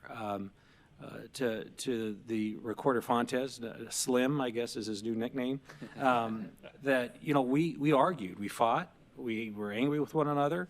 But to his earlier comments, that went to the sidelines. And that's what's so beautiful about Maricopa County and our institution here, is that, yeah, we don't always agree, but we know that it's for the greater good. And that's what this is, to have the two of you sitting here going over what we just did the past 40 or so minutes is the greater good. And I don't think we can leave out our constituents either, because some are here today. They have helped us make it better, because we can't be at all hundreds of polling sites ourselves to experience what happens. So my hat's off to this body, to you, Mr. Chairman, to some of our former colleagues who saw and had the vision that we needed to get here. 2016 was a disaster, clearly, and we had to get to where we are. We had hiccups in 18, clearly, and we had to get to where we are. And I think we are finally on the right track, and I give that really that credit to everyone associated with this, including the recorder, including you, Mr. Chairman, and Steve, too, for his efforts, having really being the most knowledgeable, I think, out of all of us, given his days in the recorder's office way back when I think he was like 42. Ray and I both had. We had no grades, did we? No grades back So then. still work ahead, and I think we still have learnings ahead of us, but I'm very, very happy, and I think we are really getting to that achievement of being best in class when it comes to our election system. So thank you, Mr. Chairman. Thank you. The only thing I would add is, again, I thank all of my colleagues for their work on this and for their willingness to put partisanship aside and the recorder, and I think that's why we were able to get to the Elections Operations Agreement, which is a document that sets all this in place, but that's meaningless without the great people in the Elections Department, and that's what we've seen on display right here. I'm thrilled by what I've seen. I mean, I feel, again, the board has gotten involved because we have to understand what's going to be happening. And I feel like I do, and I feel like my colleagues do, and I feel like for those people who have watched this, have been here, they are prepared and they know that we're prepared. So that's a testament to both of you and your teams and the recorders. So thank you for everything. And unless we have any questions, I would entertain a motion approving the Election Day and emergency voting plan. So moved, Mr. Chairman. Second. Thank you very much for the motion and the second. Any further discussion? All in favor say aye. Aye. Aye. All opposed? Motion passes unanimously. Thank you so much, gentlemen. Good Have a job. great day. All right, next we're going to move into Board of Supervisors. We have 19, resolution expressing support for the Smart Region Consortium. 20 is a resolution to approve supplemental policy regarding community facilities districts. 21 is a resolution in IGA restructuring the housing authority. Under the clerk of the board, we have 22, which is an application for Leisure World fireworks display. And under clerk of the court, we have 23, which is official appointments and oaths of office. The board will now consider items 19 through 23. Mr. Chairman, I move approval of items 19 through 23. Thank you, Supervisor Gallardo. Do we have a second? Mr. Chairman, I'll second and hope that you'll talk a little bit about item number 19. I will. Thank you very much. What a great setup. Very, very thrilled to see this item with the Smart Region Consortium coming to the board here today. This is something that I talked about in my chairman's speech a long, long time ago, right? At the beginning of this year. But this is an incredible partnership between 22 municipalities from around Maricopa County, ASU, and others, which has an opportunity to position Maricopa County as the first true smart region in the country, if not even beyond that. And we've got a few people here. We have Brian Dean with IDP, Diana Bowman with ASU, and also Kathleen Lee with the Partnership for Economic Innovation. I want to thank all of them. Their organizations have been so involved in this, and it is very, very exciting where this is going to position Maricopa County going into the future. So thanks for your partnership on that. And unless we have any other comments on these items, we do have a motion and a second. All in favor, please say aye. Aye. Aye. All opposed? That motion passes unanimously. Thanks so much. Next, under the county attorney, we have 24 official appointments and oaths of office. 25, quarterly RICO expenditure application. 26, appropriation adjustment for the county attorney special revenue fund. Under the sheriff, we have 27, which is one-time addition to the sheriff's fleet. 28 through 29, funds from the Arizona Department of Education. 30, amend the agreement with the Arizona Department of Homeland Security. 31 is the IGA with Pinal County for Sworn Training Academy. 32 and 33 are to amend IGAs with the city of Buckeye and the city of Phoenix. The board will now consider items 24 through 33. Move for approval. Thank you, Supervisor Sellers. Do we have a second? Second. Thank you, Supervisor Chukri. Motion and a second. All in favor, please say aye. Aye. Aye. All opposed? Motion passes. Under Superintendent of Schools, we have 34 school district boundaries transcript, and under the Treasurer, 35 tax abatements. The board will now consider items 34 and 35. Mr. Chairman, I move approval of items 34 and, or I'm sorry, 34 and 35. Thank you, Supervisor Gallardo. Do we have a second? Second, Mr. Chairman. Thank you for the second, Mr. Vice Chair. Motion is second. All in favor, please say aye. Aye. Aye. All opposed? That motion passes. Under the Treasurer, we have offers on tax deeded land parcel near, and we heard this earlier, 12th Street in Northern Avenue. The board will now consider item 36. And so we do have a bid, I think, in the materials at this time. Madam Chair, I think we would entertain any other bids. Has anyone else notified you of additional bids on this item? I have not been notified of any additional bids. If there are any, you need to speak now. All right, anyone with a motion to bid on this? If not, then I would entertain a motion to accept one of the bids. Mr. Chairman, I move that we accept the offer number 3. It is the highest bid. Thank you very much. Do we have a second? Second. Thank you very much. We have a motion and a second. Madam Clerk, please call the roll on this item. Thank you, Mr. Chairman. Supervisor Sellers? Aye. Supervisor Chukri? Aye. Supervisor Hickman? Aye. Supervisor Gallardo? Aye. And Chairman Gates. Aye.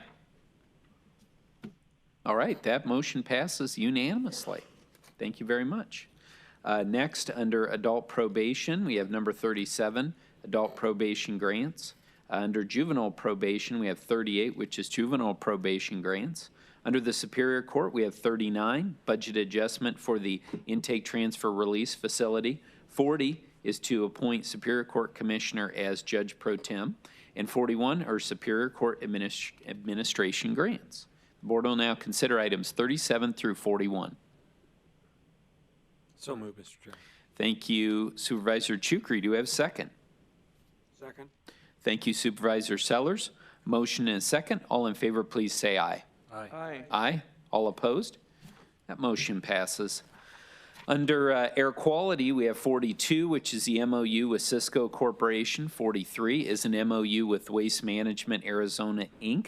44 through 46 are intergovernmental service agreements with Dysart Unified School District number 89, Agua Fria Union High School District number 216, Avondale Elementary School District number 44, and 47 is a license agreement for use of real property. The board will now consider items 42 through 47. Move to approve items 42 through 47, Mr. Chairman. Thank you, Supervisor Hickman. Do we have a second? Second. Thank you, Supervisor Chukri. Motion and a second. All in favor, please say aye. Aye. Aye. Aye. All opposed? That motion passes. Under Animal Care and Control, we have 48, which is an agreement with greatergood.org.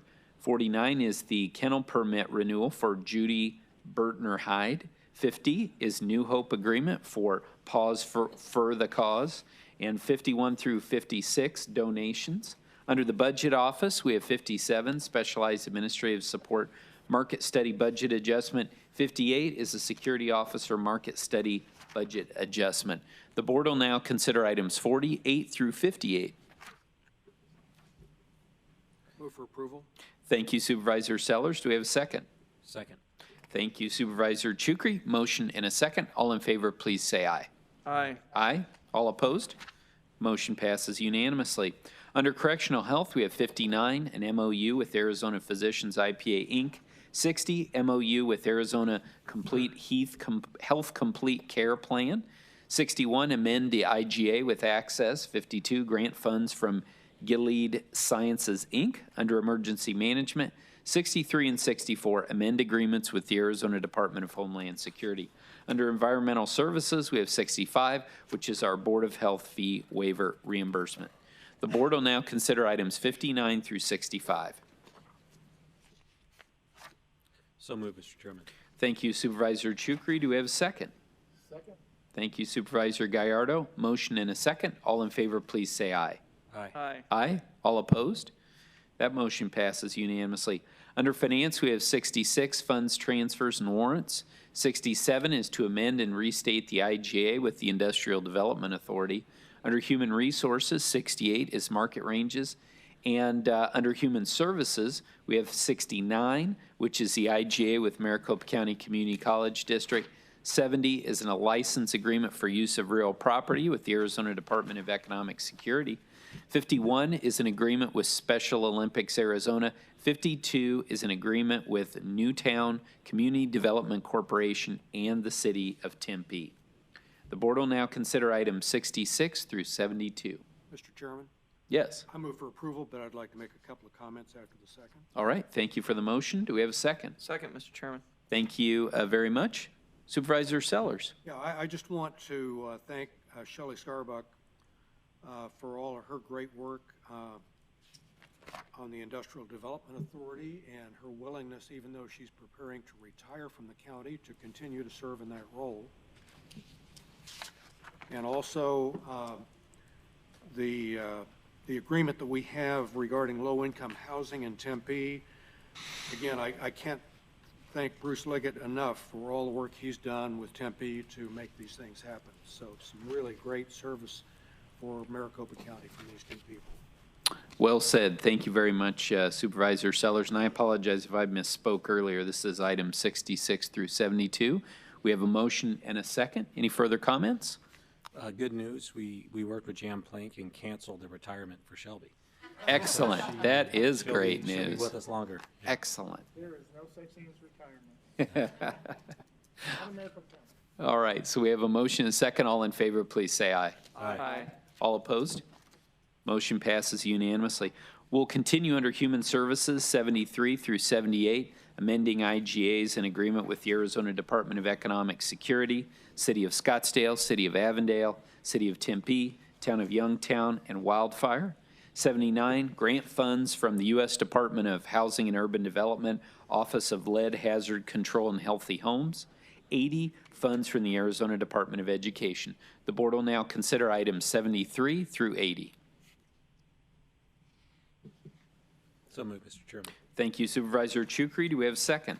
Second. Second. Thank you, Supervisor Gallardo. Motion is second. All in favor, please say aye. Aye. Aye. All opposed?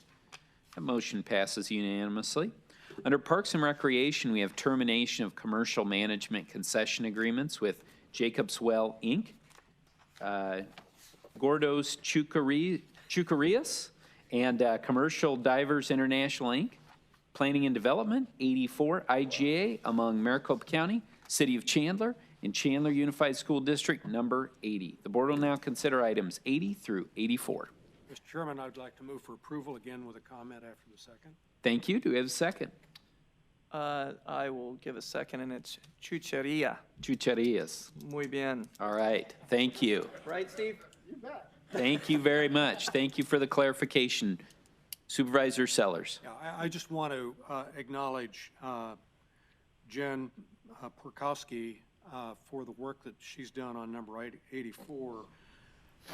This property for this new high school in Chandler really is predominantly a Maricopa County island, and she's worked with Chandler to get them to agree to be responsible for all of the approvals to get this moving forward, because Chandler does plan to annex this property, but it will not be done in time to get the approvals and get the construction moving forward. So she's done some great work in getting this to become a very, very much easier process by having Chandler take over all the permitting.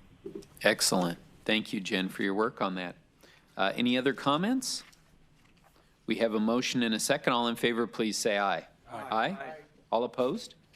All right, that motion passes. Under Procurement Services, 85, Arizona at Work, Maricopa County One-Stop Operator. 86, Infrastructure Cloud Readiness Assessment and Future State. 87, Inmate Clothing. 88, Traffic Signal Poles and Components.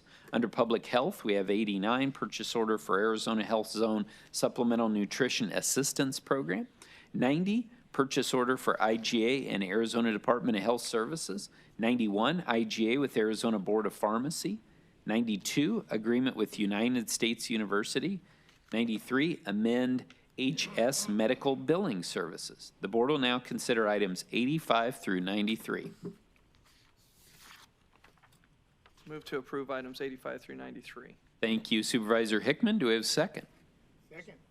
Thank you, Supervisor Gallardo. Motion and a second. All in favor, say aye. Aye. All opposed? Motion passes. Under Real Estate, 94 and 95, Communications Use Leases with the Bureau of Land Management. 96 is to amend a license agreement with Ken Shealy Ranches Partners. And 97, irrevocable standby letter of credit with JP Morgan Chase Bank. 98 is to pay legal fees and expenses. Mr. Chairman, can I request that 98 be held separate? Absolutely. So the board will now consider items 94 through 97. Mr. Chairman, I move approval of items number 94 through 97. All right, thank you very much for the motion, Supervisor Gallardo. Do we have a second? Second. Thank you, Supervisor Sellers. Motion and a second. All in favor, say aye. Aye. Aye. All opposed? That motion passes. Next, we will address item 98. Do I have a motion on that item? Mr. Chairman, I'll make a motion to approve with a comment. Yes, thank you very much, Supervisor Chukri. Do we have a second? I'll second. Thank you, Supervisor Hickman. Supervisor Chukri. As you know, Mr. Chairman, and we've had serious concerns about this issue, but we also have things and precedents we have to look to as we move through these issues. So I just want to make sure that we note that this is a very important issue and one that we're very cognizant of, and we will continue to be watching very closely. Thank you very much. All right, we do have a motion and a second. All in favor, say aye. Aye. Aye. All opposed? No. All right, that motion passes by a vote of 4-1. Next, we have Transportation. 99 is bid and award for construction of roadway widening and connectivity for Deer Valley Road. 100 is a contract with WSP USA, Inc. 101 through 105, new traffic controls. 106 through 109 is a change in traffic controls. 110, video service provider licensing. 111, quit claim deed and an assignment of easements to the city of Goodyear. 112, road abandonment road file number AB 324. And 113 is the easement, right-of-way, and relocation assistance documents. And again, going back to 102, as was mentioned earlier, that was 12th Street, if I'm not mistaken. Mr. Chairman, I believe I said 12th Street, and it should have been 107th Street. Perfect, 107th Street. Excellent. All right, so the board will now consider items 99 through 113. So move with that correction, Mr. Chairman, and a comment. Yes. Do we have a second? Second. All right, thank you for the second. Mr. Chukri. I just want to thank Jen and McDOT for all they do. They make this very easy for us, and she's helped me with several issues in my district in the past few months, and I'm grateful. So thanks to McDOT. Thank you very much. All right, motion and a second. All in favor, please say aye. Aye. Aye. All opposed? Motion passes. Next, under the Board of Supervisors, we have 114 through 117, which is appointment and reappointments to Maricopa County Cooperative Extension Advisory Board, the Industrial Development Authority Board of Directors, and Correctional Officers Retirement Plan Local Board. 118 is the MOU with the Arizona Department of Real Estate. And under Industrial Development Authority, 119 is issuance of bonds for the benefit of Gateway Academy, Inc. The board will now consider items 114 through 119. Move for approval. Thank you, Supervisor Sellers. Do we have a second? Second. Thank you, Supervisor Hickman. We have a motion and a second. Mr. Chairman? Yes. I just want to thank John Wooten and Cheryl Gore for their continuing service on the County Cooperative Extension Advisory Board. Excellent. Thank you very much. All right, we do have a motion and a second. All in favor, please say aye. Aye. Aye. All opposed? Motion passes unanimously. You can certainly tell this is the last formal meeting of the year. Number 120, planning and zoning cases. Number 121, patent easement abandonment, road file number PAB0111. The board will now consider items 120 and 121. So moved, Mr. Chairman. Thank you, Supervisor Chukri. Do we have a second? Second. Thank you, Supervisor Hickman. Motion and a second. All in favor, say aye. Aye. Aye. All opposed? Motion passes. Now on to the consent agenda. 122, civil penalty appeals. 123, minutes. 124, secured and unsecured tax roll corrections. 125, RICO funds quarterly report. 126, tax abatements. 127, treasurer's collections and investment summary for October 2019. 128, duplicate warrants. 129, stale dated warrants. 130, settlement resolution of property tax cases and claims. 131, precinct committeeman. 132 and 133, donations. The board will now consider items 122 through 123. Through 133. 133, my apologies. So moved, Mr. Chairman. Thank you, Supervisor Chukri. Do we have a second? Mr. Chairman, I'll second it, and I still don't think we should be approving precinct movement, but nonetheless, we're doing it. Thank you very much, Supervisor Gallardo. Motion and a second. All in favor, please say aye. Aye. Aye. All opposed? Motion passes. I'm now going to step out and have our able Vice Chairman handle 134. Just 134, Mr. Chairman? Correct. Okay.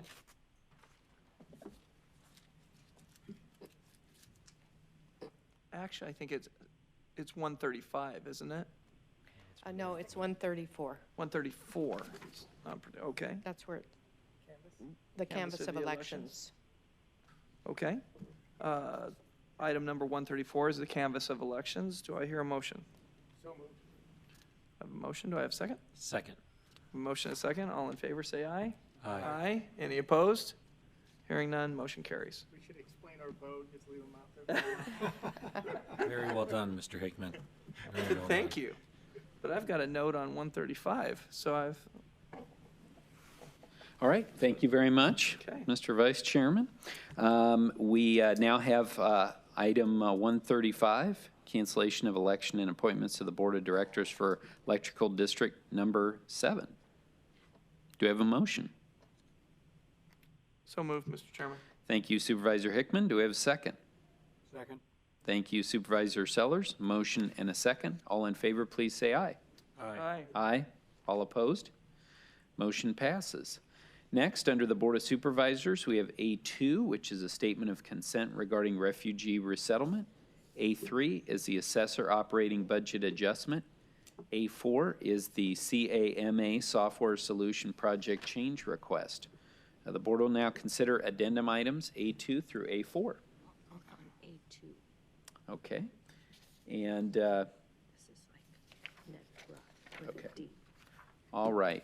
And we do have a couple of speakers, or we have at least one individual here. We have Nedra Sumik with We Are All America, just saying wish to speak only if necessary, in favor. Would you like to speak? All right, please come on down. And this is on item A2. Good morning, Chairman and members of the board. My name is Nada Sumik, and I'm a state refugee organizer here in Arizona with an organization called We Are All America. I work for advocating for refugee communities. From a personal lens, I'm also a former refugee, and I'd like to briefly speak about my background. My family and I were forced to flee my country due to persecution because of our religion.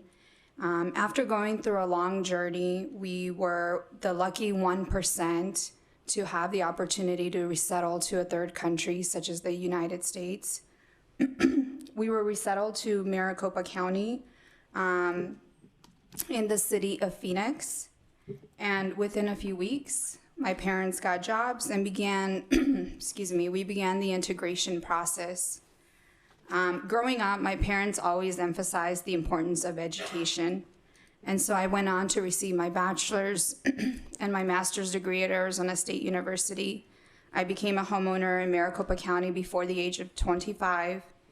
And like my story, there are thousands of other refugees here in Maricopa County that contribute to our communities and our economies here in Arizona, where they are doctors, engineers, business owners, and entrepreneurs. And so the Refugee Resettlement Program has always been a humanitarian, bipartisan program that's federally funded, where folks come here through a legal means and they are highly vetted. It's a program in Arizona that's been very successful and has been around for decades.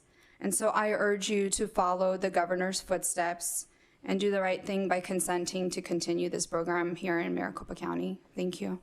Thank you very much for coming in and sharing your story with us. And then next we have Stanton Prescott. Hey there. Good morning. Good morning. My name's Stanford Prescott. I'm the Community Engagement Coordinator with the International Rescue Committee. I also serve as a school board member with the Phoenix High School District alongside Supervisor Gallardo. Executive Order 13888, signed by the President, gives state and local governments the authority to consent to refugee resettlement. The governor signed consent this past Friday, and Mayor Gallego of Phoenix signed consent this morning. We're hoping that Maricopa County will follow in their footsteps. The United States has resettled over 3 million refugees since 1980, with the highest numbers under President Reagan. This has been a long bipartisan tradition that has demonstrated our values in action, our commitment as a nation to leadership overseas, but also our conviction that no one should face persecution and violence because of their own personal beliefs. Refugees prior to arriving in the United States go through an extensive vetting process where they go through interviews and background checks from multiple federal agencies. When they do arrive here, they contribute to our economy. Refugees start businesses, they get jobs, and they help to create jobs through their own businesses. 84% of refugees are economically self-sufficient in 6 months. And government studies have shown that over the course of 20 years, refugees actually pay $21,000 more in taxes than they receive in government benefits. And that was research through the federal government showing that economic impact. But I think the most important thing to remember is that this is first and foremost a humanitarian program. These are people who would otherwise die because of their religion, their race, their political opinion, because they've been targeted by their government or another violent group in their home country. And when we allow refugee resettlement, we give them the opportunity to find safety. And so I would ask that you continue this program to help people find safety and freedom here in the United States, but particularly Maricopa County. Thank you. Thank you so much, and thanks for your service as well at the school board level. Is so important in our community, so thank you for that. All right, so at this time we do have items A2 through A4. I don't think I have a motion yet on this. Do we have a motion? Mr. Chairman, I'll move approval of items A2 through A4, and I'd like to make a comment in regards to. Thank you for the motion. Do we have a second? Second, Mr. Chairman. Thank you, Supervisor Hickman. Supervisor Gallardo. Thank you, Mr. Chairman. And first of all, I just want to thank my school board colleague for everything he has done in regards to this issue. This is something he is extremely passionate about, and he continues to work in the efforts of helping folks that are coming into this country and seeking a safety and a new life. This is, he approached me at a board meeting about this issue. I wasn't even aware of the executive order until he approached me at the board meeting to tell me about it. And so I just want to thank him for his work on it. I know he's been working not only with the 9th floor, but the legislature, the city councils and all that stuff to make sure that everything is done to comply with the new executive order. This is too important, and like I said, like he has stated, this is something that is bipartisan, Republicans and Democrats coming together to say that our country has opportunities for all. And those that are seeking refuge, they're welcome in this country, and they should have that opportunity to seek safety. And so I just want to thank you for what you do. Any other comments? I would just echo what Supervisor Gallardo said, and appreciate the governor's office reached out to us, and we appreciate Governor Ducey's leadership on this, and look forward to the opportunity for Maricopa County to follow in his lead. So with that, we have motion and second. All in favor, please say aye. Aye. Aye. All opposed? That motion passes unanimously. Next, we have A5, which is settlement in Melendrez versus Maricopa County. I would entertain a motion to continue on that item. Motion to continue that item, Mr. Chairman. Thank you. Do we have a second? Second. All right, thank you very much. Motion and a second to continue. All in favor, please say aye. Aye. Aye. All opposed? And then next, we have A6, settlement in Melendrez versus Penzone. A7, Maricopa County versus Andrew Weiss and Tina Weiss. A8, Spirits LP versus Maricopa County et al. A10, FY20 contingency and FY21 baseline adjustment request. The board will now consider items A6 through A8 and A10. It's on the next slide. Okay. Motion to approve items A5 as stated, Mr. Chairman. You got it. Do we have a second? Second. Thank you very much. Motion and second. All in favor, please say aye. Aye. Aye. All opposed? Motion passes unanimously. Now I'm going to turn the reins over to the vice chair again.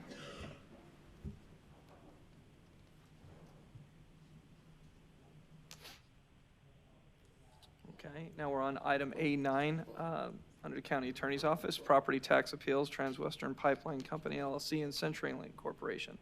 Do I hear a motion? So moved. Second. I have a motion and a second. All in favor say aye. Aye. Aye. Any opposed? Hearing none. Motion carries. We'll invite the chairman back.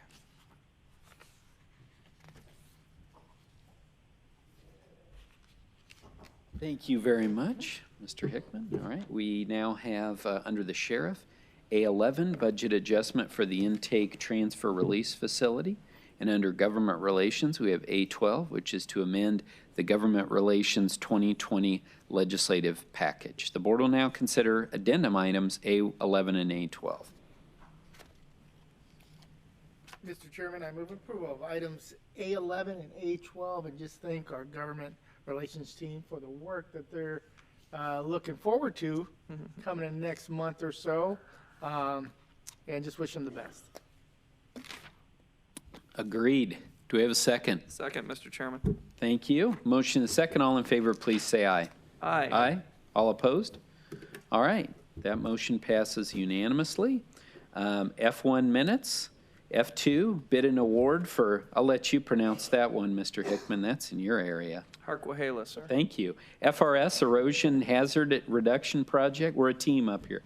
F3, on-call services contract for Whitman Area Drainage Master Study Plan Update.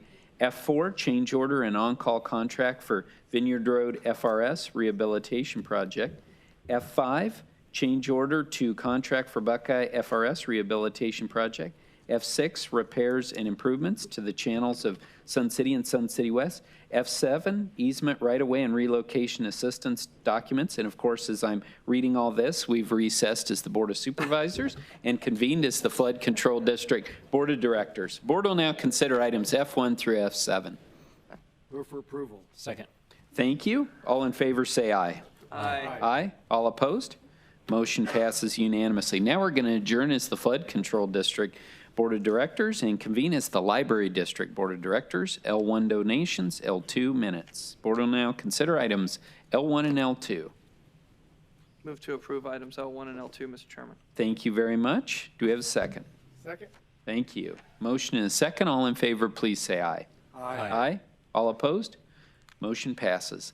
Next, we'll adjourn as the Library District Board of Directors and convene as the Stadium District Board of Directors. And we have one item, S1 minutes. Board will now consider item S1.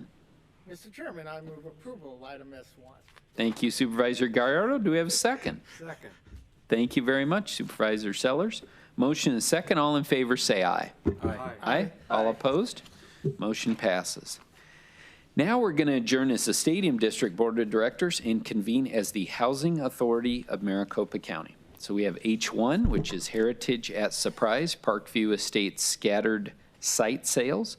H2, Retention of Administration Building. And H3, IGA Restructuring the Housing Authority. The board will now consider items H1 through H3. Move to approve items H1 through H3, Mr. Chairman. Thank you, Supervisor Hickman. Do we have a second? Second. Thank you, Supervisor Gallardo. Motion and a second. All in favor, please say aye. Aye. Aye. All opposed? Motion passes unanimously. Now we will adjourn as the Housing Authority of Maricopa County and reconvene as the Board of Supervisors. And we do have a few folks today that would like to speak on public comment. And I will go ahead and, before I invite the first person to come up, just a reminder that the Board of Supervisors is prohibited under state law from commenting on the statements that are made during public comment, but we may direct the county manager or others to follow up on any of the items that are raised. So today, we will start with Lorena Bader, and again, we're, as usual, limited to 2 minutes for each speaker during public comment.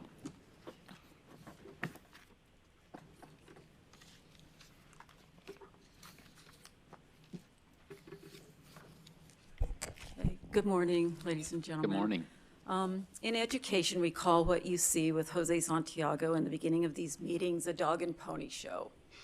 It doesn't reflect reality at Maricopa County Animal Care and Control. Today, we will give you a glimpse of the incompetence and ineptitude of the shelter's upper management. The hiring process has been manipulated so that Mary Martin's friends have been given the top positions at the high end of the pay scale instead of hiring the most qualified candidates for the positions.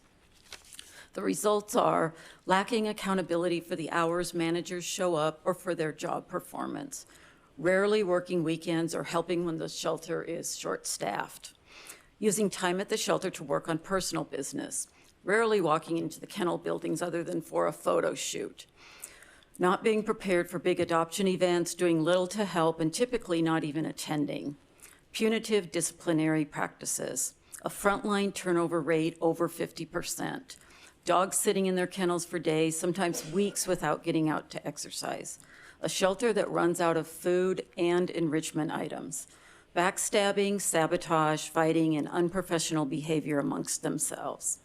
You were provided with an independent assessment detailing how toxic the environment is for the employees. Mary Martin, Human Resources, and the Maricopa County Management have been informed numerous times about these and many other issues. According to employees and volunteers, little to nothing has been done, and many of you seem dismissive of the findings. If you aren't certain they are valid, then it is your responsibility to gather more information. My suggestion would be to create a citizens oversight committee and to order an independent audit of the entire shelter system. What will it take for you to understand that you have a serious problem? A suicide by a bullied employee?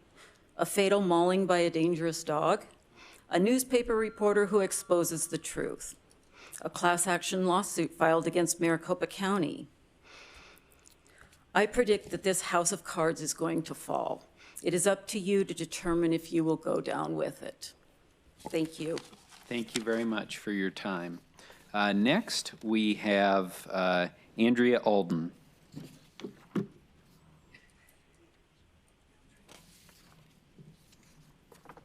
Good morning. Good morning. The Mejorando report presented a scathing indictment of shelter management and the toxic workplace climate they have created. Today, I want to focus on some issues specific to the East Shelter. As mentioned in the report, Mary Martin rarely visits the East Shelter. Although there is a shelter manager for the East location, she is largely unsupervised. Here are just a few observations. It would seem reasonable to expect the shelter manager to be at the shelter close to 40 hours a week, but that's not happening. Her typical workday begins somewhere between 9:30 and 10 a.m. and ends between 4 and 5 p.m. with an hour taken for lunch. Much of her time on site is spent in her office, frequently with the door closed. She's been pursuing credentials through the Academy for Dog Trainers for the last year, so it's not uncommon for her to have a sign on her door asking that she not be disturbed because she's doing webinars and assignments for her training. Often, the meet and greet yards are filthy, adoption wait times are long, and the staff lack training. East has been consistently shorthanded, yet the shelter manager does not come in to all big adoption events or step in to assist staff during busy times. There's a need to improve adoption processes during big adoption events and even on a day-to-day basis, but areas of need continue to be ignored. It is also a double standard to expect frontline staff to stay late, work overtime, or be punctual when the shelter manager does none of those things. As for an example of bullying, on February 4th of this year, there was a discussion in one of the private Facebook groups for volunteers about the euthanasia protocols at the East Shelter, which is a perfectly reasonable concern for volunteers to want to address. Rather than address the volunteers' concerns, the East Shelter manager added her fiancé to the group so he could come to her defense. Please keep in mind that her fiancé is neither an employee nor a volunteer at Animal Care and Control. He verbally attacked the volunteers, going so far as to reveal the full name of a volunteer who uses a pseudonym on Facebook due to her employment with the county prosecutor's office. Moments after the fiancé outed the volunteer, the shelter manager posted a message of support for him on her own personal Facebook page, encouraging his bullying behavior. As you might guess, Mary Martin did nothing about this. The double standards for management, staff, and volunteers are very real and very damaging. Thank you. Thank you very much for joining us today. Next is Kathleen Bow.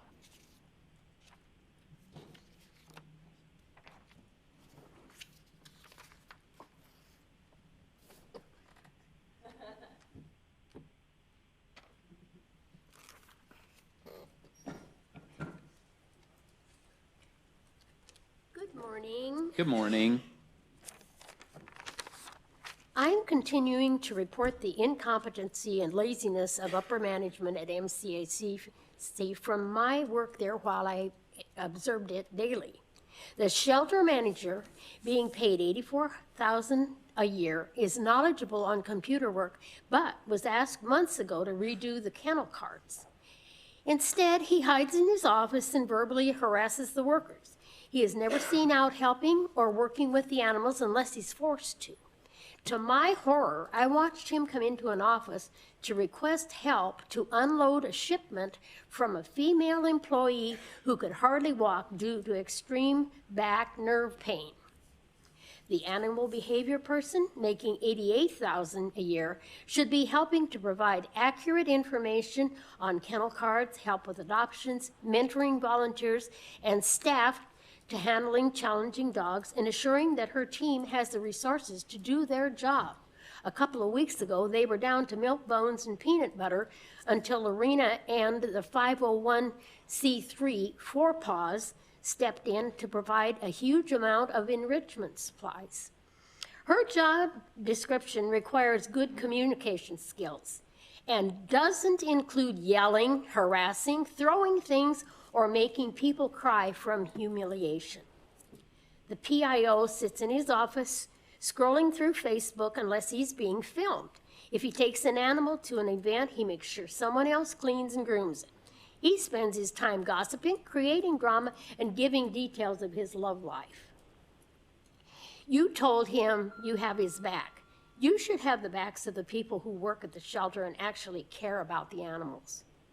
I believe you need to have an independent consultant come in and audit the entire operation to include the finances. I know there are steps being put in place to revamp the volunteer program, which is a total disaster, to try to improve the workplace culture, and to track and account for donations. If you don't demand changes from the top, you're not going to be successful. And keep in mind, the only reason these people continue to work there and keep these jobs is because they are friends of Mary Martin. Thank you so much. Thank you for your time. Next is Erica Edmark.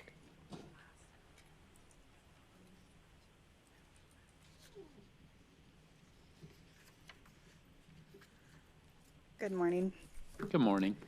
Any good shelter manager will tell you that one of the essentials for being successful and efficient is a great volunteer program.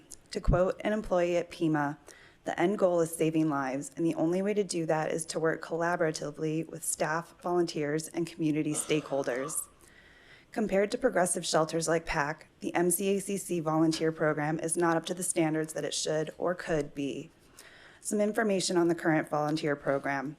Weeks after submitting their application, new volunteers must attend an orientation, which takes approximately 4 hours. They are not allowed to interact with dogs for 16 hours. Instead, they must spend that time doing laundry or cleaning up poop. If they haven't quit by the time they reach their quota, they must then spend 2 more hours being trained to handle dogs. This is a huge factor, but definitely not the only factor when it comes to figuring out why this program is struggling. I did a public records request for the volunteer hours completed by new volunteers between March, the starting date of the current volunteer coordinator, and 10/22, the date of my request. Of the 233 volunteers who attended orientation, at least 46% quit immediately or almost immediately. Only 30% were able to handle level 1 dogs, taking an average of 40 days to achieve that. Only 32% had volunteered in the prior month. The national volunteer retention rate is around 65%, and PIMA's is about 70%. After PIMA's initial info sessions, which are done twice a month, accommodating up to 50 people per session, a separate dog handling class is 3 hours. Then they are assigned an experienced volunteer mentor who monitors and approves their dog handling status. That's another drastic difference between MCACC and a progressive, well-functioning shelter like PAC. The employees trust, value, and utilize their volunteers. I suspect that plays a big part in why their volunteers stick around. Thank you. Thank you very much. Next is Haley James Hannigan.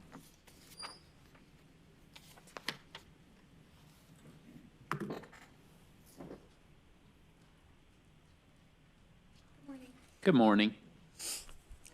Every time I come and speak here, I tell my kids about it. I have 4 children, each with their own level of understanding of the situation at MCACC. 3 of them have volunteered there.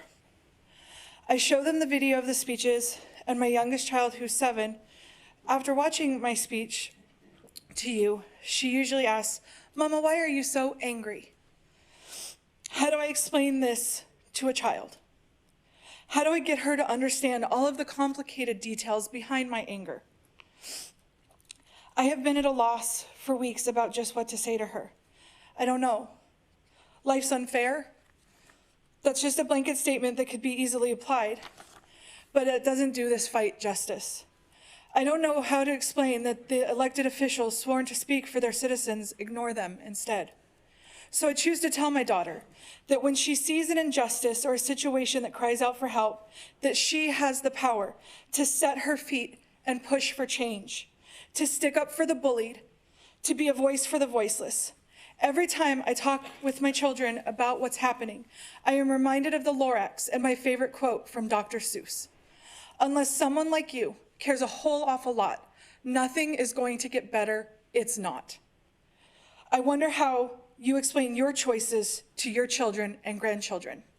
Thank you. Thank you very much. And our last speaker is Ed Bufford with a little holiday cheer for us. Should I take this hat off to be appropriate to address the board?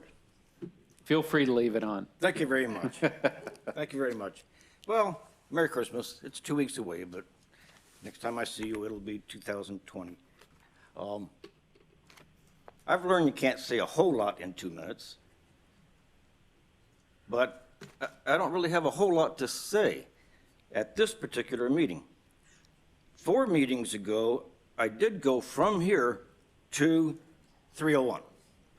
And I sat in the cafeteria and I called a few people and left messages or talked to their aides and picked up some business cards to update my board members list, asking for a response at each person that I contacted, which wasn't everybody, but I didn't hear back from anyone. I have for a long time tried to follow a chain of command, especially regarding a law that already exists.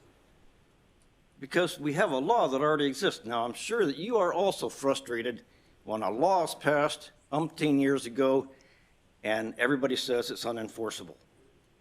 That seems to be what this law is like. I've tried to go through the chain of command, but my New Year's resolution is to get the dog license law enforced in some way, some effort, any effort. And I've been going through the chain of command, and I've had long meetings with a couple of key people who seem very supportive. I've volunteered to start a volunteer group, to be a community educator, and to try to increase that percentage. If 10% additional dogs had an ID that have no type of ID, it should reduce the intake at the shelter by about 6,000. And it's less than that amount that are being euthanized. Who knows? Maybe as a marketing teacher, I could actually say to people, we got the demand at the shelter to be higher than the supply that causes some animals to have to be euthanized. Anyway, I volunteered for that. I'm still waiting for a response from one person, and I'm going to keep working on it, but I just want to say my New Year's resolution is to write op-eds or just do everything that I can as an individual person to try to actually accomplish something regarding this issue. Because a lot of other people don't make it a high priority, but you know what? It's already a law. Let's try to enforce it, see what happens. Thank you very much. Thank you very much. Appreciate everyone coming and speaking today. This is the time when we have the opportunity to speak up here on the dais. Ms. Rich, any comments? Supervisor Sellers? Yeah, we've had a long morning and a long day ahead of us, so I'll make my remarks brief today. But exciting that I, along with Governor Ducey, attended the groundbreaking for Lucid Motors in Casa Grande. They're going to build an electric car there that'll be 100% produced in this region, so pretty exciting. I gave the opening remarks for the National Highway Cooperative Research Program, which is also part of the Institute for Automated Mobility. And I'm so proud of the leadership role Maricopa County's Jennifer Toth plays in this critical group, promoting advancing technology in the transportation world and also helping to make this a smart region. The next couple of weeks got some exciting things going on in my district. The new South Mountain Freeway, I'll join Governor Ducey on Wednesday of next week for a press release on the planned opening of the entire 22-mile freeway. On Thursday, our State Transportation Board will tour the new freeway prior to the opening. Also, our State Transportation Board meeting this month is in Phoenix at the MAG headquarters at 9 a.m. on Friday of next week. It'll be my last meeting as chair. A new chair will be elected in January, but they've asked me to continue on the board until they get a replacement named by the governor to replace as my replacement. It's been a very productive year. I want to wish everyone a happy holidays and a healthy and prosperous new year. Thank you. Thank you very much. Supervisor Gallardo. Thank you, Mr. Chairman, and yes, we've had a long meeting, so I'll make my comments real brief. Our office continues to have our office hours every Tuesday at our Avondale office. Thank you, David. David, every Tuesday, I live out there, so it's not far for me, but for David, he comes all the way from South Phoenix to Avondale to be there for the day for our office hours and meeting with the constituency out in Avondale. And then plus we had the Buckeye and Gila Bend that he drove out to as well. So thank you for that.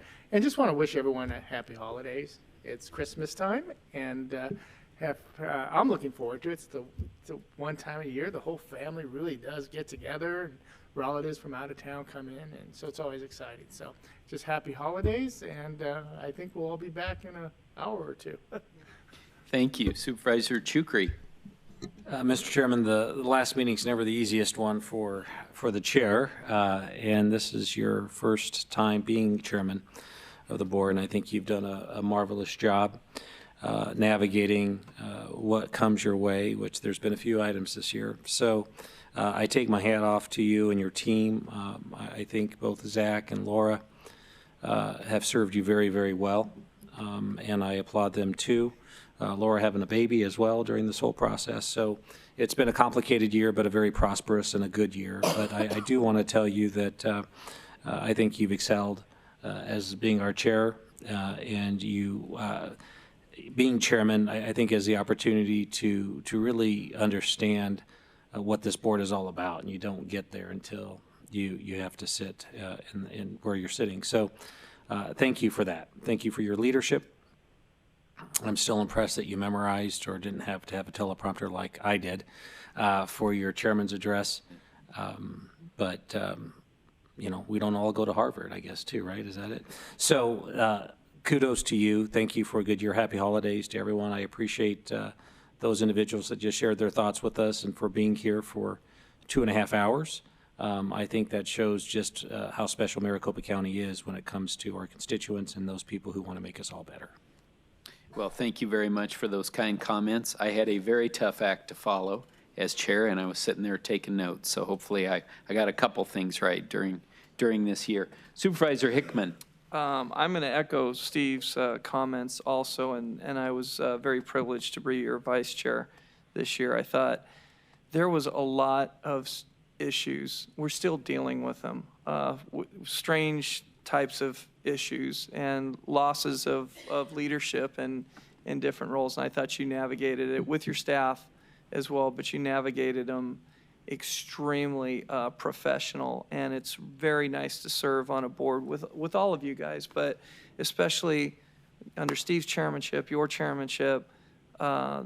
It's just really a nice thing to be a part of a team when the quarterback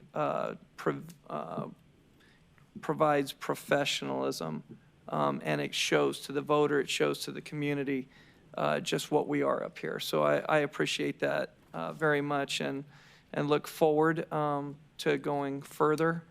Thank you to Mr. Jarrett and Mr. Valenzuela. It's in a 20-minute or so talk to us about the plan. That plan came from, you know, Steve constantly said, hey, we need a plan. We just need to get behind a plan. And that is now evident that this board and this county are going to start affecting a plan where the voter, a central right to the voter is to vote on the day of, and we will try to make it as efficient as possible. So again, that was a lot of hard work, and your hard work and Steve's hard work going into that over a couple years period. So thanks for all that you've done this year.